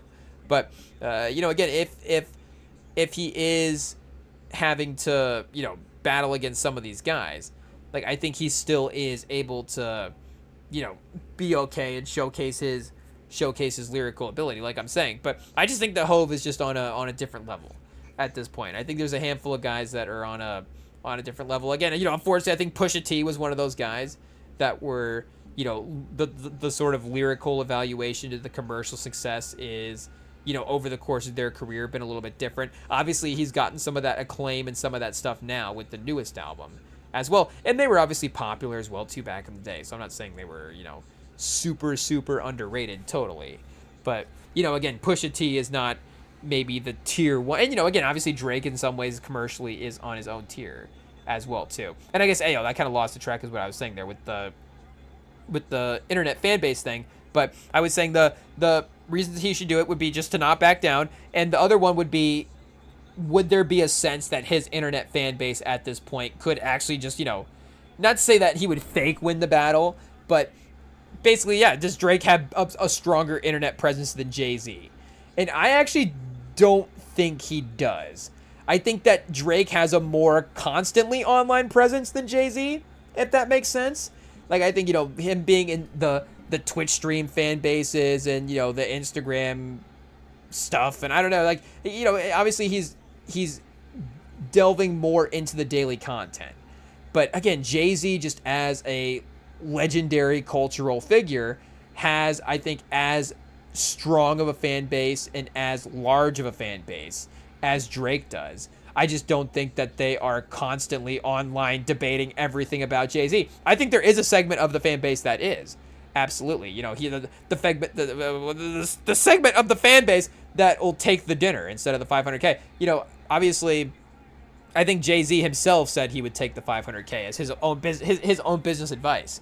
And I think the quote that we said, Jay-Z says he would, the quote that he had about the question told us that, again, with all due, and I would love to take the dinner with Jay-Z just because, again, it would be fun to just have dinner with Jay-Z, but it did tell us that maybe we would take the 500K because at some point in the dinner, like, Jay-Z is going to just try to sell us something, or, he's trying to win a business deal over us at some point. It is what it is. He's just a constant businessman, because his answer was like, I would tell you to take, I think his answer was, I would tell you to take the 500K and buy my albums. So it's like, again, he's just spinning it for business his way. He's not actually, is he even going to give us advice at this dinner? Like, that would be the advice, would just be us watching and learning, right? And again, just like, hey, it'd be fun to have dinner with Jay-Z. And we didn't have 500K to begin with, so, we're not really out 500K to end with. But also, the smart move is probably not the disrespectful move, but you probably do have to take the 500K. Hey, it is what it is. Again, if a hot take. But what are we saying for?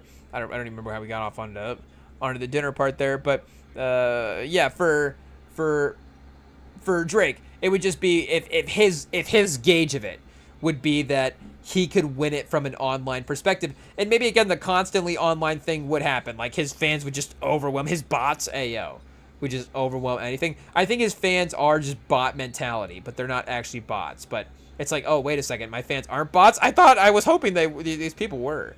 But they're not. But again, Jay-Z, I think if it really got to a battle and you really had to see the people, go out and defend Jay-Z, which I think happened a little bit, with some of the accusation stuff that dropped, where obviously there was a segment of the public figures that were, voicing their opinions in a more public way. But I think, sort of just that online community, the comments, the Reddit forums, the Twitter posts, like, there was just that, like, is this really what is going down? Like, I can't believe that this is what is adding up to this.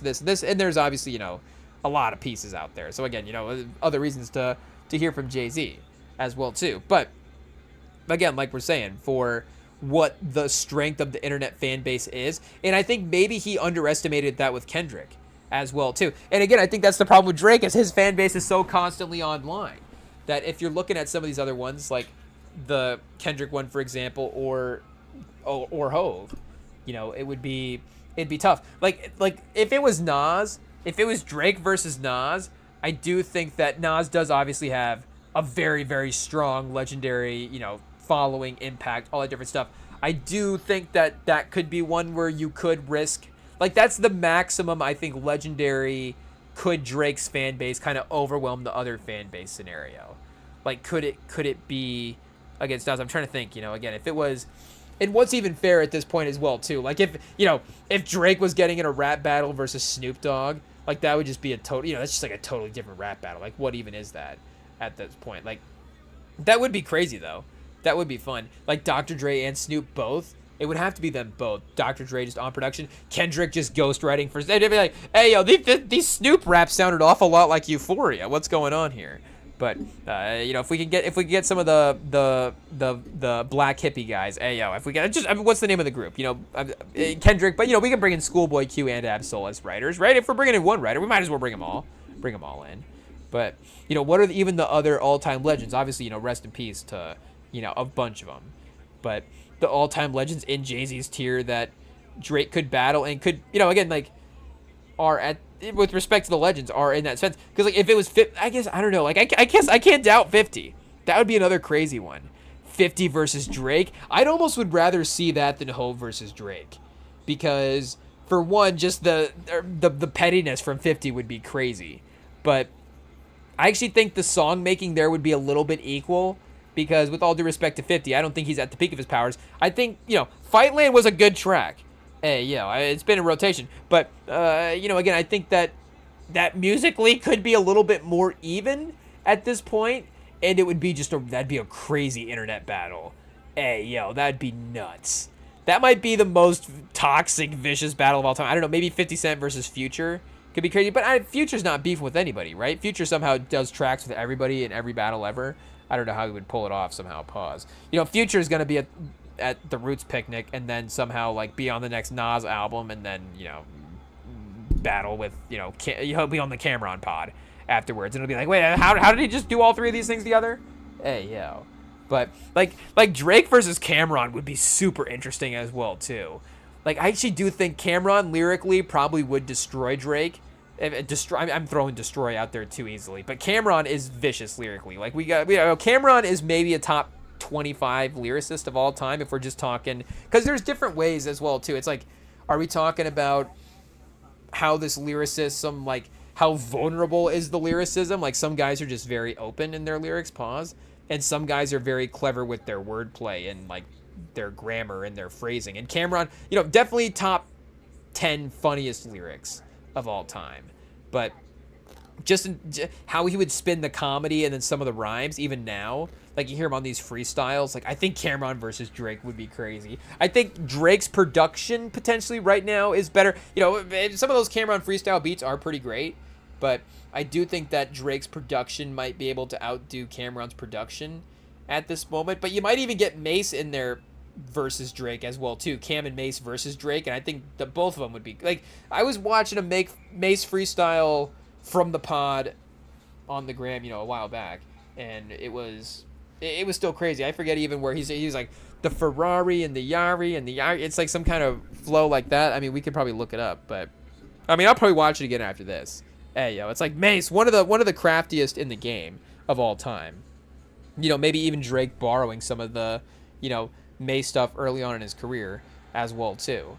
But that would be even a crazy rap battle that I think would be tough for Drake to manage. And again, maybe I'm swinging too far the other way. Pause after the Kendrick battle. I'm doubting Drake. Drake can't get anybody lyrically. But again, I just don't think that that's the strength of his game. I don't think he's a one-on-one pause destroy a guy rapper. And I think even like what was the song there? Push-Ups. I think that even he got not lucky, but I think that was a way for him to be at his best in a diss track, as he didn't have to focus too much on one person, as he could kind of Drake. Yeah, Drake's not a sniper. Drake's not gonna sit at a perch and focus. Like Kendrick's a sniper. Kendrick's gonna focus, and Kendrick's a samurai. Kendrick's a warrior in a lot of ways. But he'll focus on a perch and a target and have that accuracy. Drake is gonna spray a whole bunch of bullets into an area and maybe probably hit the targets because he's gonna lay suppressive fire so much that it's gonna work. I don't even know if these comps are accurate or not. I'm just making up an action movie at this point. It is what it is. Drake's like, it's like that scene in Predator where they're just like, he's like fire. What's even the name of the gun in Predator, chat? Anyway, is it Old Faithful or it's Old something? I guess we have to be careful here how we search this up. The Predator, not 2018, I guess, but Predator gun. What's it called here? The Predator firearms. Raphael Adaloni 1715. I don't know what that is. It started off sounding pretty cool there. The Guns of Predator. The handheld M134 minigun. It might be that, chat. The weapon from... Yeah, what's it called? The Guns of Predator is honestly just them walking around in sleeveless shirts. The Guns of Predator. There we go, chat. Yeah, Arnold. But the Colt, is it the Colt? 2 characters in the Predator carry SP1 rifles. So that's these right here, I guess, that Arnold's got. The Mossberg 500, Billy's SP1 rocks an attached Mossberg 500.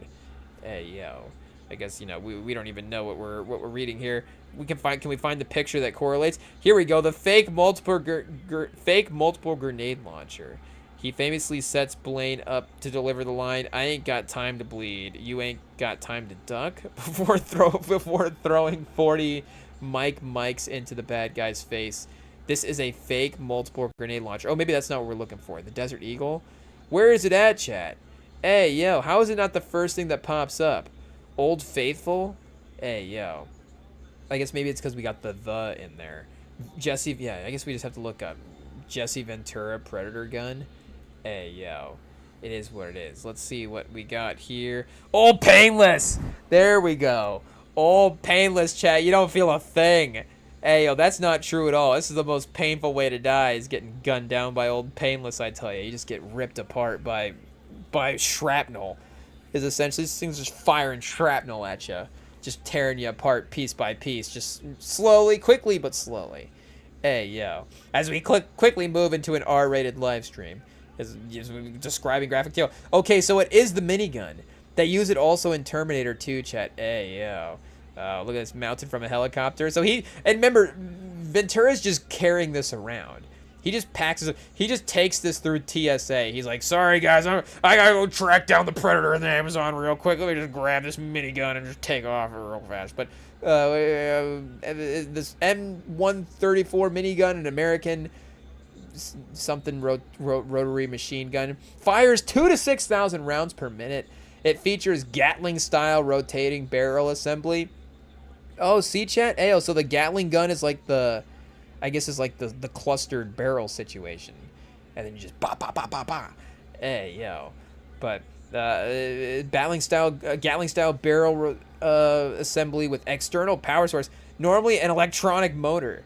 The mini in the name is in comparison to the larger caliber designs, okay, that are used in rotary barrel design. Hey, yo, such as General Electric's. Hey, yo, Chad, so while we think General Electric's making ovens and, pantry things, but, air fryers, they're making 20 millimeter M61 Vulcan miniguns and autocannons. Hey, yo, General Electric doesn't have the autocannon section in Sears back in the day. Sears would still be in business if they sold autocannons. Hey, yo. Be like, hey, I don't really want a dishwasher. Can I get an M61 Vulcan? A hydraulic, electrically, phenomenally, pneumically? Oh, it's like air-powered? Hey, yo, is hydraulically, electrically, or pneumatically driven, 6-barrel, air-cooled, electrically fired, Gatling-style rotary cannon? Hey, I mean, what are we doing here, Chad? What are we doing here? We get it. Throw it on the table. It is what it is. But, oh my goodness. Fires 20 caliber rounds at an extremely high rate. Jeez Louise. There is this one channel that I get on the shorts every once in a while where he'll fire different caliber bullets into an object with the dummy behind the object to see, how well the object works. So he'll be like, firing this 50 caliber round into this parking garage brick thing. Be like, if you're hiding behind a parking garage wall, can it stop a bullet from a 20, I don't even know calibers. Like, what's 20 cal is, I guess, that's the little one? I don't know. But, or 21 cal or something. There's a 21 or something. Your little 21. Like, Bill Burr used to have that bit about that. But, I guess, hey, the Gatling style. Shout out to Old Painless, chat. One of the few Gatling style guns that, is cool. It is what it is. But invented by Jordan Ritter Gatling. Hey, yo, look at this guy, Chad. A menace. This guy's a menace right here. Let's talk about menace to society. Jordan Ritter Gatling. Or Dick Jordan Gatling. Hey, yo, Dick Gatling, chat. I mean, Dick Gatling. No wonder this guy was a menace. I mean, his name was Dick Gatling. Some guy called him Dick when he was a kid. And this guy's like, yo, yeah? You think I'm a dick?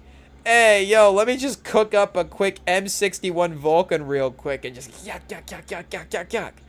Just right up. I mean, hey, yo, now we're getting. What is this, the drama, chat? Hey, yo. But, I mean, I'm just trying to piece together the pieces here of what happened. This guy's drawing inspiration from something. But, he's got like a face postered up when in the test runs for the Gatling gun. I mean, hey, yo. It is what I mean. Chat, look at these things. Hey, yo, jeez Louise, this is depressing stuff over here. But we were just trying to look up Old Painless from the Predator movies, and with that note, chat, hey, yo, is that what Jay-Z's gonna do? Is Jay-Z just gonna whip out Old Painless for Drake? if they get in a rap battle. What was this? This verse was like whatever, like, you know, smaller firearm they used in the Predator guns. But, you know, the album is gonna be Old Pain. That should just be the name of the album, chat. Just call it Old Painless, and it's just Jay-Z just firing the minigun off into the forest. Hey, yo. I guess we'll workshop that music video with him some other time. I don't know. Do we officially go through the lyrics during Q1 of the finals? Maybe so. But yeah, I mean, obviously good to have Jay-Z back, dropping new songs, new verses, you know, new whatever. Didn't even have a beat as well too, if I'm not mistaken. So I don't know. Maybe we need to find an edit with the beat as well too. Hey, yo, put it to the Janice beat, chat. We'll see what happens. It says you may also like Janice, the Jay-Z freestyle, or the story of Adidon. Hey, yo, are we saying that right? Story of Adidon? Obviously the Pusha T diss track there. So yeah, you know, it never stops with Drake. It is what it is. The man's just getting dissed all the time. You know, people want it bad. People want it. Is he like, hey, yo, chat, we tread lightly? Is this the one last comp for the... Is he the Anthony Joshua of rappers? Okay. Okay, it is what it is. Anthony Joshua might be a good comp, though. Maybe not. I'm not sure. We will find the NBA comp. Who's... I guess, hey, yo, chat. Let's see what we got here real quick before we go. Best NBA players who are not good one-on-one players, and not just like, you know, bad passers as well, not just like good passers, bad scorers as well too. Who are the best NBA scorers? Should we say that? Best NBA scorers who are not good one-on-one players, if that makes sense. Like, you know, again, it's not like Drake is like the Rondo where it's like he's, you know, playmaking. Hey, yo, Reggie Miller. Chat, Reggie Miller can't score one-on-one. It says if by one-on-one play you mean guys who aren't elite isolation creators but still piled up points through screen movement. Okay, so a little bit different, I guess, than what we're thinking. Klay Thompson, Ray Allen, Rip Hamilton, Robert Parrish.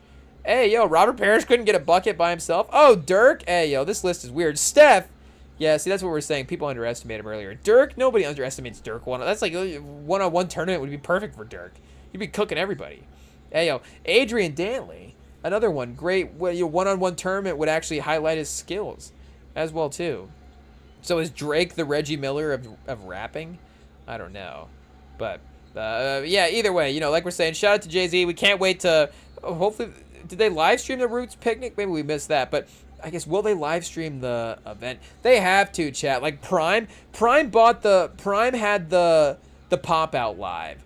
So if a streamer doesn't step up and buy the rights to the anniversary concerts, then what are we doing? And I mean, Jay-Z, that's good business as well too. Like, there's got to be cameras there, right? Because you're gonna have that. You could even have that. You know, speaking of DVDs, imagine the DVD for the anniversary stuff. But you could almost attach that with an album as well too. Sell a vinyl in a DVD. That'd be like $150 almost. Hey, yo. Again, Jay-Z, just DM us for ideas. We'll be on the live stream. You know, we'll be around. But yeah, we'll be actually, like I was saying earlier, back for Game 1 of the NBA Finals. We did also have the 1999 Finals running in the background as well too, and we didn't even get to that. We were just gonna, you know, talk about how great Tim Duncan was. So I guess we'll do that during Game 1 of the live stream as well too, because is the Finals gonna go? You know, it'll be at least 4. Hey, yo. I mean, I assume 5, but at least 6. Right? Like Spurs, it does seem like it could be Spurs or Knicks in 6, but also, again, Spurs or Knicks in 7. So, I mean, hopefully that just means it's a good series as well, too. You know, an iconic series. I don't know if Spurs-Knicks last time was iconic, but I think it does get remembered well because, again, you know, Tim Duncan, his first title of many, and it was the last time the Knicks were in the finals as well, too. So, just as a big market team, there is that remembrance there. But maybe this one delivers a little bit more entertainment watchability, but these games are exciting. Hey, yo, maybe we just, again, mention these as well too on the next live stream, which, like we said, will be Wednesday night, Game 1 of the NBA Finals. Don't miss it. We had a lot of fun during Game 7, so, you know, you're going to want to join us for Game 1 as well too. We can't wait for it. The Spurs are back. The Knicks are back. It's going to be great. It's going to, I mean, you know, both every game everywhere. Like we were saying, the crowds for Spurs Thunder, but I mean Spurs versus the Knicks. The Garden is going to be crazy when they get to the Garden. San Antonio is just, I feel like San Antonio, I'm saying we, even though I'm not in the city, but as a part of the fan base, I do feel like we are taking the New York. Do you say the passion? Ayo, the passion that the New York fans are showing. We are taking it personally, and maybe it is just and we've said it before as well too, that perception of like, oh, New York fans, the best crowd, MSG is going to be crazy, they're ready for their team to win the title. And make no mistake, there are, as much as this team is new for San Antonio, the franchise overall is not as 100% desperate as New York. So that is honestly the one thing that scares me, is just that New York hasn't won a title. I'm not saying I don't want the Spurs to be in a longer franchise drought, but it is an inevitable thing that you have to take into consideration as well too. But I think we are going to want to show up in another way as a city as well too, and just prove that New York's not the only great finals location. San Antonio is as well too, even if it's not the big market. So I think game one's going to be rocking, and I imagine the Fiesta colorways are going to be back. I imagine it's going to be a great time. So we'll be here Wednesday, looking, watching, hanging out. It'll be great. Looking at the game. Hey, we're the only people saying that. We'll just be here looking at the game.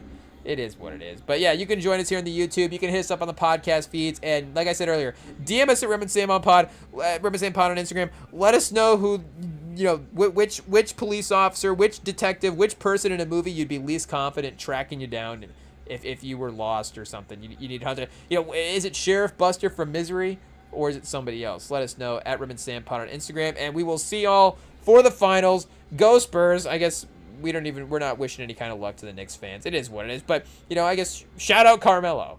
Maybe we'll say that. That'll be our parting piece for the Knicks fans. Shout out Carmelo Anthony. We can all agree on that. So hey, we'll be back Wednesday. Go Spurs. We'll see y'all later. Peace.